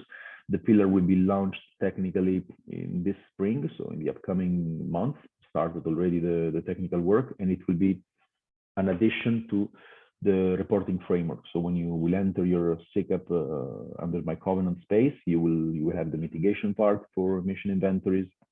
You will have the adaptation part for the risk and vulnerability assessment, and then you will also have a tool which is called a self-assessment of energy poverty that works on a list of indicators that municipalities can use to first identify whether they are affected by energy poverty in their context, and then it could also help defining best action that will need to be thick as an energy poverty action under the Secap, under the plan itself. And fourth, a look to guarantee more and more social inclusion and cooperation. It has also been a key and a main topic of discussion under this revision of the Covenant. This means more concretely promote higher involvement of the civil society and also a collaboration within national governments in different national contexts. For this reason, taking a look at initiatives like yours, which is cross-country, and it works based on the Covenant of Mayors to develop a more specific and supporting tool. It is exactly the type of cooperation that we aim at creating more and more within the Covenant of Mayors. Of course, the Covenant, like for the last 10 years, it's organizing workshops and informative webinars for signatories and potential signatories. We do also have peer learning program, which is composed nowadays by 4 different activities. We still have the twinning for cities. We have expert missions in cities. We have specific technical assistance, which groups signatories with the same needs and goes through a series of online events for now, addressing more specifically those topics. And then we have the peer review, which is a 4th activity under the peer program, that aims at assisting municipalities that are very close to the submission of their SECAP, or that they have submitted but has been rejected by the Joint Research Center, which is the technical arm of the European Commission, part of the Covenant of Mayors management, that assessed and analyzes all the SECAPs submitted. So for those documents, those SECAPs that are very close to submission or being rejected with comment, the peer review is the best technical assistance we can offer. There is a call open right now. So if you go on the European Covenant of Mayors website, you will find information on how to apply for any of these 4 support activities. And then, of course, there are different tools. There's an Italian help desk for the Covenant of Mayors that responds to the community, and also a new initiative that has been launched now. It's getting public in these weeks from some colleagues of mine, which is the policy support facility. I don't know that much about it, but you can find all the information on our website. So I will just drop the info right now. And it's technical assistance facility for the adaptation component of the Covenant of Mayors. So very much in line with the activities undertaken under your project. As you can see, that's a bit of a global picture of opportunities out there that are interlinked with the Covenant of Mayors. I'm going to use this to mention the European City Facility, which is something I'm going to go through right now, as I wanted to give you examples of how actions can be financed under the Covenant of Mayors, and the steps that the European Commission is doing to bridge the gap, the financial gap between preparation of plans and implementation. The UCF, it is also an initiative that Climate Alliance is involved in the management. So that's the other half of my daily work, and it's very much in line with the Covenant of Mayors. It is an initiative designed by Cities for Cities, meaning that we build the experience of 10 years of Covenant of Mayors when the European Commission came out with this tender for developing a finance facility that will assist cities in bridging the financial gap between the preparation and implementation of their action plan.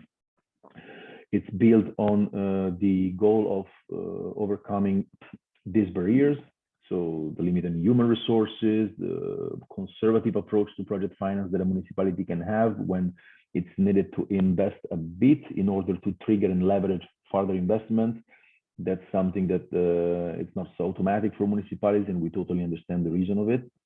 And that's why UCF comes in, as I will explain soon, to overcome this gap and to not only provide concrete financial support, because we're talking about grants that goes to city directly for the preparation of what we call an investment concept, but also in terms of exporting this model of action. So in order to trigger millions of investment for your SECAP, if you start by investing a smaller amount of money in creating more appealing for investors kind of package of information, is what we call the investment concept. We believe that's the only possible way for municipalities to trigger further investment that they need.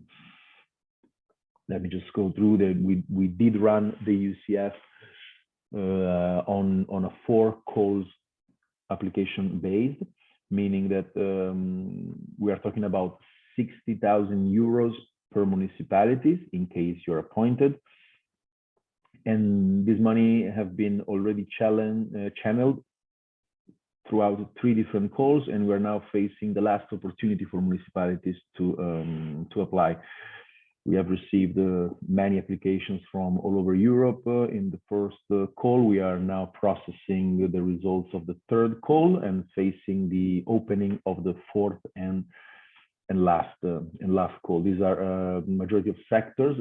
Again, the UCF, in this case, this financial instrument only applies for the mitigation component of SECAPs, and more specifically for what we call the sustainable energy actions, meaning energy efficiency and renewables. But first of all, it is a concrete financial support for cities, and second, again, it looks like exporting a financial model, how to concretely approach the seek of further investments. These are some of the beneficiaries of the first call. Second and third call will be public soon.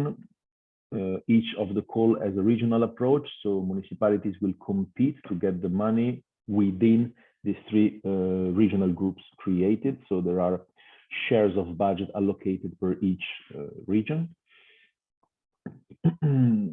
In order for municipalities to apply, we have set up a very straightforward application process that starts with a 4 steps eligibility criteria. There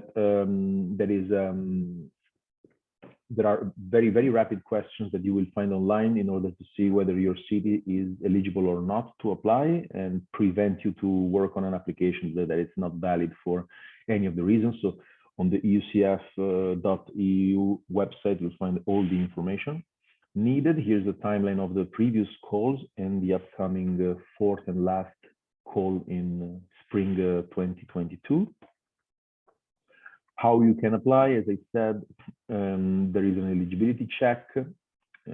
These are 5 questions, yes or no, that a city can answer. In case you get the whole 5 yeses, it means your city is eligible.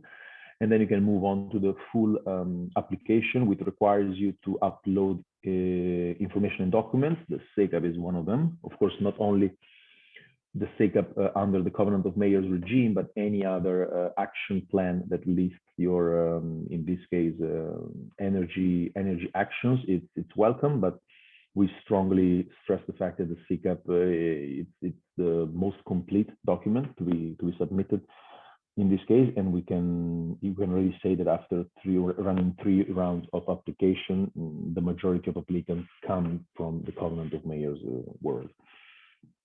Best applications are then appointed, and the grant agreement is signed for the channeling of 60,000 euros to the municipality. I will not go too much into details now who's eligible or not. This information are all available on the UCF website. I wanted just to search for the slide in which I can tell you what you will do then with this money more concretely. Okay, which activities are funded by the UCF grant? As I said, this 60,000 euros, the main objective is to support the activities necessary for the development of what we call the investment concept, which is a sort of a more detailed study based on your Secap that looks at the investor world. So it has legal analysis in it, business plan, financial analysis, all these extra mile activities that normally are not included in Secap, that has a focus on actions and mitigation and adaptation, but it's what investors need to look at in order to decide whether to finance or not your actions. The money can be spent internally or externally for consultants to undertake the work of producing the investment concept. And again, in the third point, you see a list of possible activities that are founded and been founded already by the first beneficiaries with the UCF grant money. I will not get more into details. There is a whole evaluation process to assess the results. The documents are public online, and it is important to apply also in case you don't get the grant, because you will still receive an evaluation result, that feedback report that includes all your results of the evaluation, and this can be helpful for the municipality in order to still undertake the steps forward in further investments. It is important to remember that this is a pilot initiative from the European Union that first of all aims at teaching a way to proceed, because we can also imagine that if for some municipalities an expense of 60,000 euro, it's still significant amount in the budget. For some other can also be done more easily, but they maybe never thought of the potential of investing a similar amount in order just to become more appealing towards investors. So that's the model that we want to teach, that then goes beyond climate mitigation or energy actions here, and can also definitely apply in the adaptation context for finding the financial supports to implement the action. No? So business models can be created. It is important to undertake this first step in order to look at the investors' work. Thanks for the attention. Here are my contacts, especially for Italian municipalities interested in the Covenant of Mayors. Do not hesitate to contact me. We are working a lot with, as I said, the national coordinator and the regional coordinators. There are a series of webinars in plan for Italian signatories, in which also some technical tools, both from Enea and ISPRA, will be presented and guided through the use. Thank you very much. Thank you very much, Mr. Maniago, for your presentation. And now we have some experiences from municipalities, one from Slovenia and the other from Italy.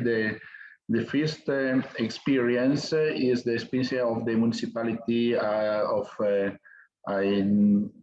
Idria. I will ask if it's better to have first the presentation of Chiara Puntar, that I know that she had problems with the timings. So I see her here, and I think that we do not great damage to this webinar if I let Chiara Puntar to have the presentation first. Okay. Thank you very much. Okay, so kindness. Yeah, so Chiara Puntar is from the municipality of Duino Bresina, and she is chairman of the Environment and Territorial Commission, and she began to take care of all the green initiatives such as transition from SEAP to Secap, this project. She takes care of the promotion of the activities related to sea, cleaning of the sea and coast, and coordination of this table and green table, in which the various actors of the territory participate to raise the awareness of the issues and to treat common themes in a participated way. So please, Chiara Puntar, I invite you to proceed with your presentation. Thank you very much, and I'm sharing the presentation.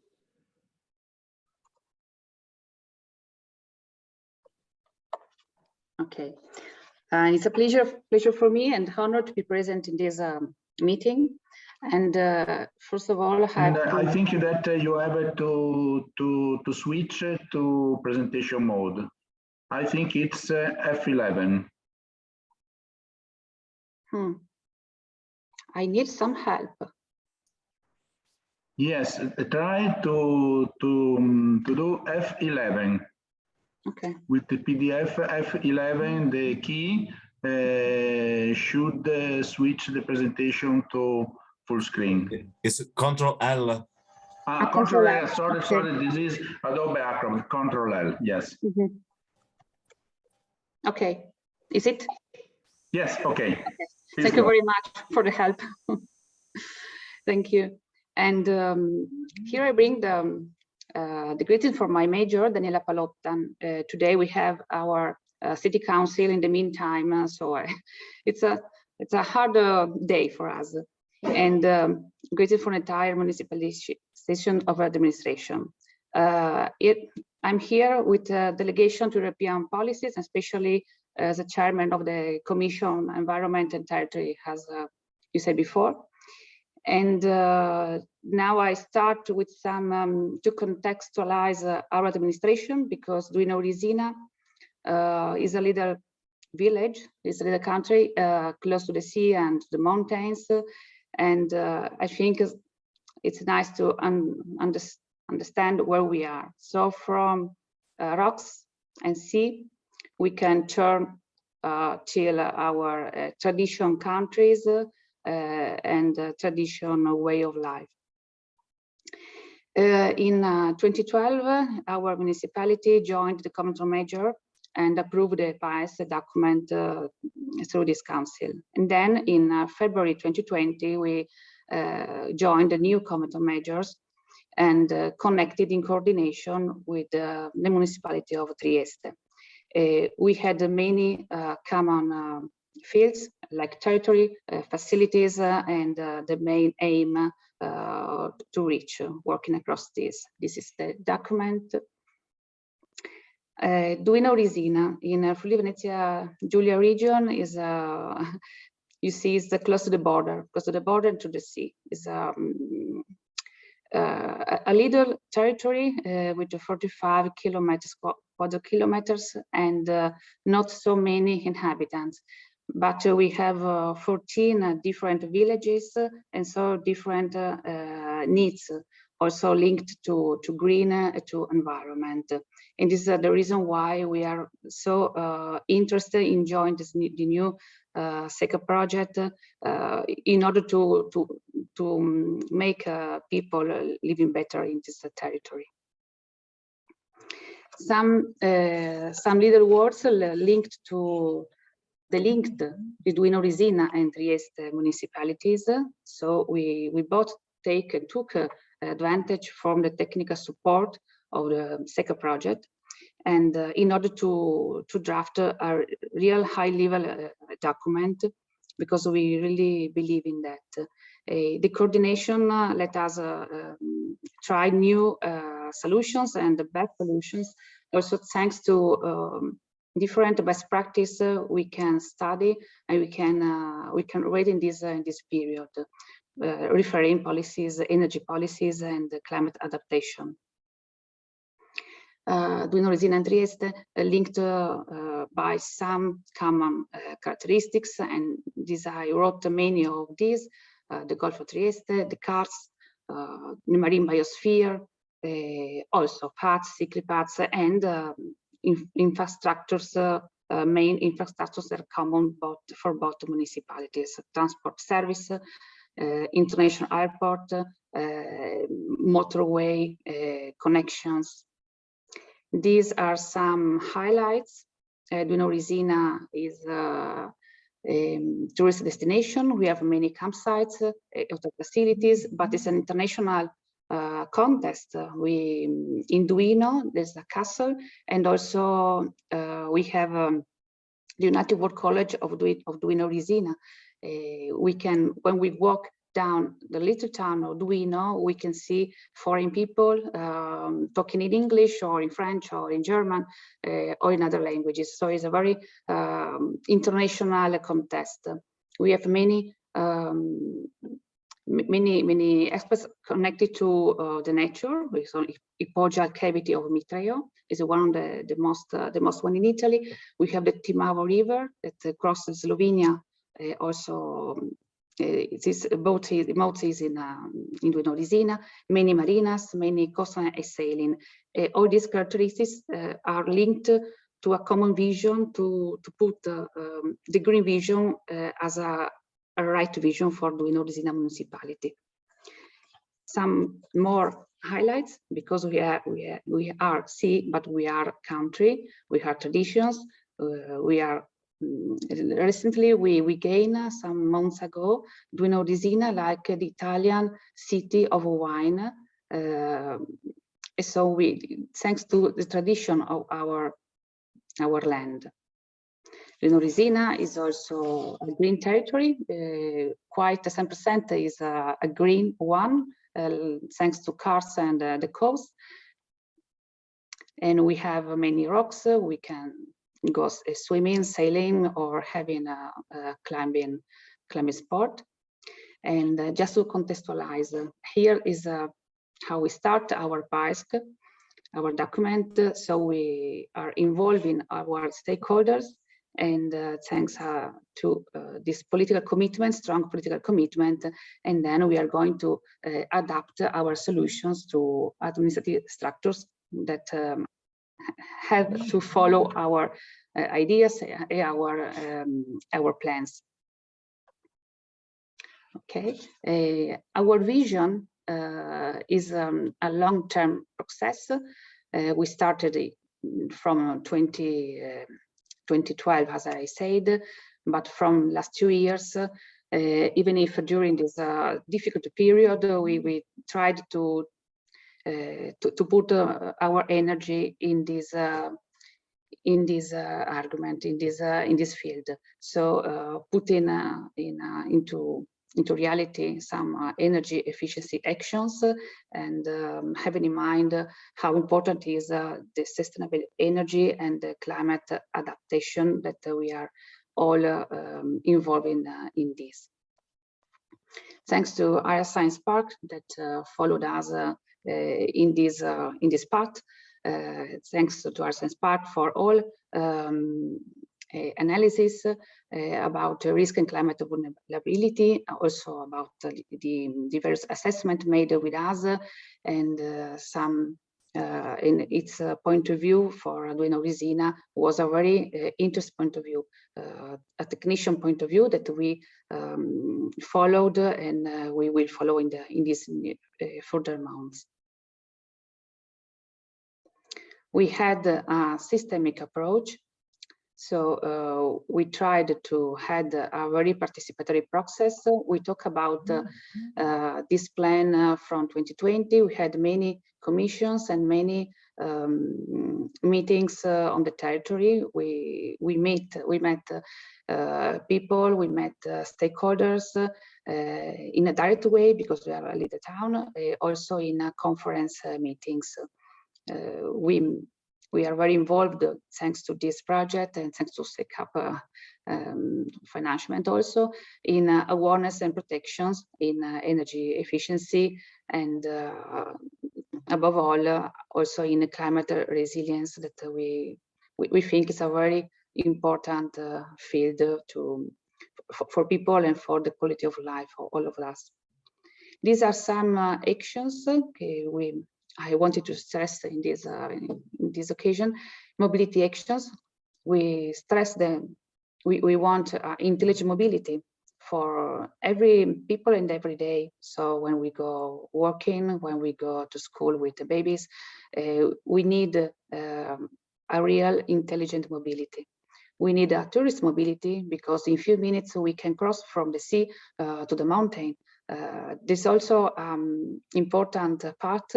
Maybe the Slovenian guests know it as a walk of peace, and I was there in the conferences. We can walk in, have trekking from many hills till Monte Ermada in Duino Risina. Is a walk of peace because it's crossing the border so many states. We need a slow mobility for permit us to walk or to horse, because many hippo paths in our village. Also for us is very important because a slow mobility permit us to be kind with our environment. We need also more connected mobility that can touch and reach many infrastructure points and to connect them. Also usable mobility, because we have a very big coast and we need to reach the coast from the sea. Also connection with Trieste or Slovenia or Croatia or other municipalities on the other side. We mean bicycle mobility, because we are organizing also with Trieste, with some common projects, a new bicycle paths politic in order to reach these different town or villages.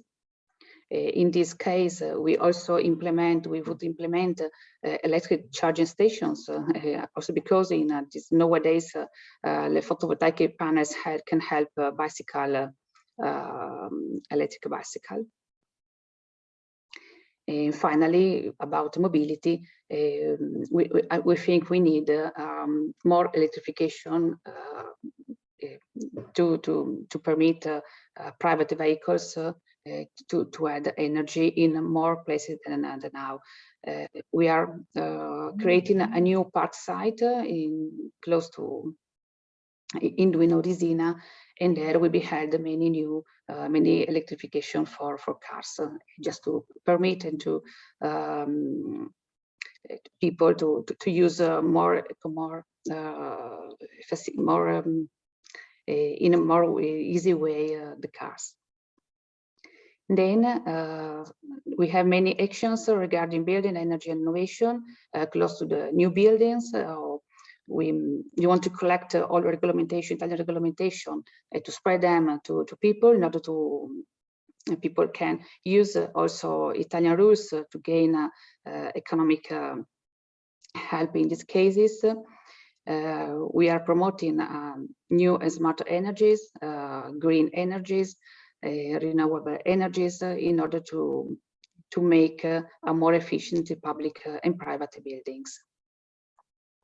This is public lighting. We started in 2014, but in these days we are closing. This is a new contract with a new society about new technological solutions for public lighting. This will permit us to have a reduction, economic reduction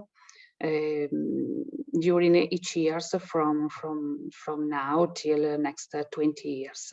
We will change every public lighting in all our Duino Risina, and with a modernization plan in order to let all municipality better from this aspect and to reduce obviously the energy consumption. We have many plans for climate resilience, and because we think this is the aim of this document. Some examples, we would like to identification and conversion in our unused areas into green areas. Sometimes it's difficult to put a building in a different way. We believe that's important to put everything in a green key in order to make the very green city or very green the green villages about the revision of the buildings. In this, we will do many things in this field. Then we have so much cost, so we planned many rehabilitation of the coast, or we had arrangement of the different land. In the meanwhile, arranging the basin area, because we have how to say, in many places when climate change, they're more difficult to let the land be always in the right way. So we made many intervention where is a degradation of a territory in order to make territory everywhere and every time in a right way. This is an example we finished some months ago about the installation of a marine anti-intrusion barrier to reduce the marine ingression in the village of Villaggio del Pescatore, one of 14 hamlet or little part of our Duino Risina. As you see in these pictures, the sea reaches the houses. So it is important anti-intrusion barrier that permit in this time not allow the sea to go over.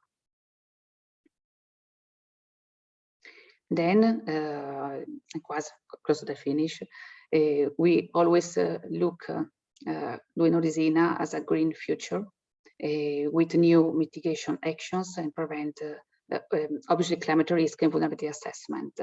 This is only, as I said in the beginning, a long-term process that we are involved in, and we will follow it year by year, thanks also to the commitment we have.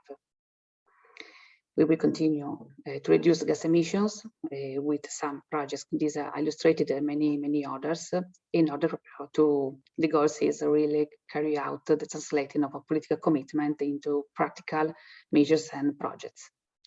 I finish and hope to be in the time.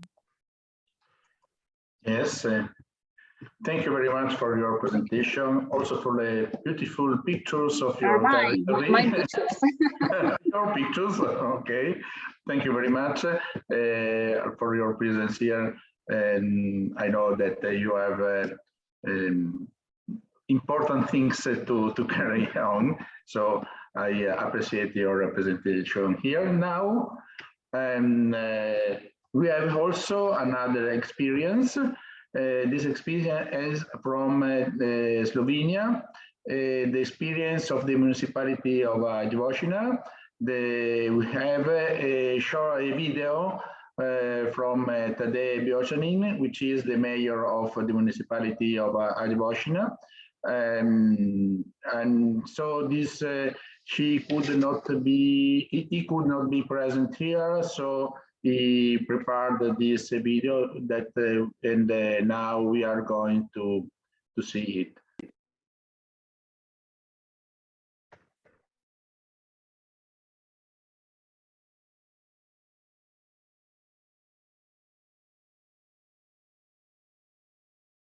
Dear participants, this online conference that is dedicated to sustainability, I would like to express my gratitude to the organizers who have invited us to be a part of the conference, as well as giving us the award for the energy efficient local municipality. The municipality of Ajdovščina is really trying to put all of the aspects of sustainability into all the measures that we are developing in our area. We are therefore also proud for all the measures that we have implemented so far that are actually focused to energy efficiency and of course sustainability as such.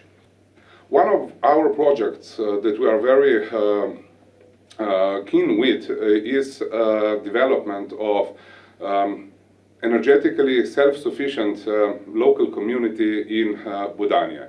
Budanja is a village in our municipality in which we have put up a solar power plant that is intended to be used by the people living in the community. It was a pilot project in Slovenia, and I'm very happy to hear that other municipalities are adopting projects like this. Also, the municipality of Ajdovščina is willing, and we have in plans that we will also put quite some similar power plants in future on all our public buildings. Second of all, we are really trying to put the sustainability principles into all of our measures. We are really trying to adopt to the climate change that is happening around the world and of course also in our municipality. One of the important things we are planning for this and next year is setting up a windbreak in our landscape that will prevent soil being taken away by the very strong Burja wind that we have in our local community. We are, of course, focusing also on sustainable mobility. We are developing new and new projects in the municipality that are connected with this sustainable mobility, such as free renting of bikes, such as opening the streets for the pedestrians and cyclists, and so on and so on. Also, what we are having in mind is to bring as much projects as possible that are connected with energetic self-sufficiency in all our public institutions and of course on all our public buildings. We will do our best also in future to foster climate change and to promote ourselves as the promoters of sustainable development. Ajdovščina is growing very much in the last years, and we believe that our direction into the sustainable municipality, sustainable city, is the right basis for our future development as well.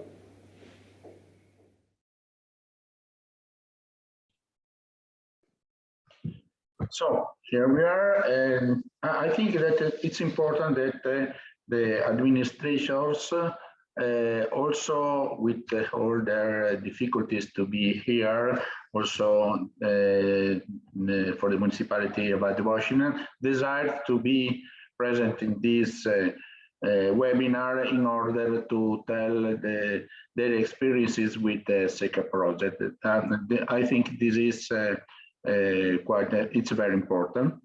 And now we have some time for questions from the public. There are two ways to ask the presenters some questions.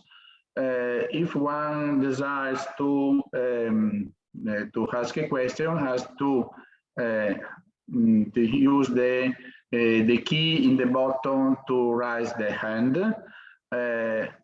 If someone, and then when the one that wants to put the to ask the question raises the hand, I will give him I will activate the mic in order to ask the question. Otherwise, you can also use the chat. The chat is at the bottom of the screen, and you can also write your questions in the chat, and then I will ask this question to the presenters.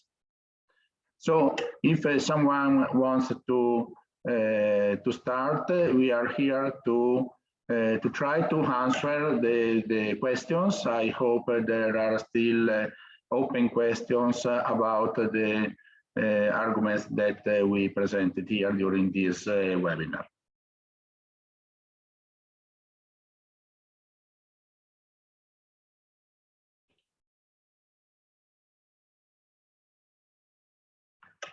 I see that the presentation have been carried on in a clear manner. There are no questions, no problem, no additional things. Perhaps there is a question in chat. Okay, this is a sentence about the prudence to be part of this project. For sure, I have to thank all the people who worked in this project. Here we had only a restricted part of the people who worked for Secap, but for sure a lot of researchers, a lot of people from municipalities, from agencies worked on this project, and I think we have to thank all the people who worked on this problem. Professor Manzan, there is a question by Mr. Sebastiano. He raised his hand. Okay, because I saw the chat, I saw the raise hand from Sebastiano here. Okay. Can you hear me? Yes, I can hear you. Yeah, sorry, because I got problems with the internet. And I just have a question for Carlo Dall'Olmo, sorry. Yeah. And concerning the maps I saw, maybe he took in his presentation, but as I said, I got problem with the connection. So I want to know only or to clear why all the maps, because is choose the hexagonal planning unit. Only this. Thank you. You hear me? Carlo, can you hear us? Yes. Sorry? Carlo? Yes, you hear me? Okay. Yes, I'm here. I just had a problem with my connection. And so if I understand properly, the question is, which is the possible application, the operative application of our Atlas inside the urban planning tools. Yeah, correct. Yes. Okay, it's a complex question, obviously, but it's a correct question. Sorry, Carlo, I just do the question because it's my interest, because I'm an ambassador of Climate Pact, so okay. I want to have a clear aspect. Maybe you can give me a short answer after we can connect by mail. Okay. Okay. Yes, I will answer presenting you an example because we are working for the Municipality of Venice and with their supporting them in their climate action plan. And the thing is this, understanding which is the organization of the planning of the planning structure of an Italian municipality. We know that it's divided into three main cores, which is knowledge, strategy, and action, basically. So we can support both three of these three elements, adding it's kind of parasiting and retrofitting the actual structure. This is the more efficient way, instead of producing a parallel plan, which doesn't work or doesn't understand properly, which is the base plan. I don't know if I answer properly. Yeah. It's okay. Thank you very much, Carlo. You're welcome. Thank you very much, Carlo, for your answer. Are there any other questions?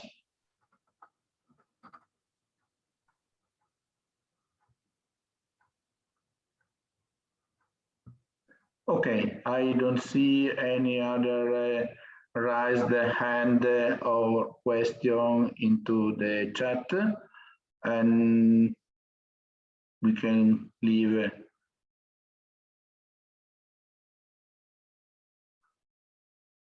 Okay. So if there are not other questions or requests for clarification about the issues presented in this webinar, I thank all the presenters for being here to present the work that has been done during the Secap project. But I thank also the public who attended this webinar, and I hope that we could understand the importance of climate change and the action that municipalities can put into the field to reduce the effect of climate change and to reduce the risks and so on. You could also hear about directly the experiences about municipalities, and I think that this is a plus for this project. The plus is also that we work in a cross border environment, working together, trying to develop a methodology to let the municipalities evolve their SECAPs into SECAPs. In the meantime, I remember you also the second meeting, the second webinar that we will have in April 13th. There will be another webinar where other results will be presented. The webinar will be the last webinar of this project. Now we are at the end of the project. As I said before, I thank all the people who worked for this to reach the results that we show and we could hear here in this webinar. And what I can say is only goodbye, and I hope to see you all at the next webinar. Thank you very much for attending the presentation of this webinar. I invite all the presenters to switch on the camera in order to be seen by the public who attended the webinar.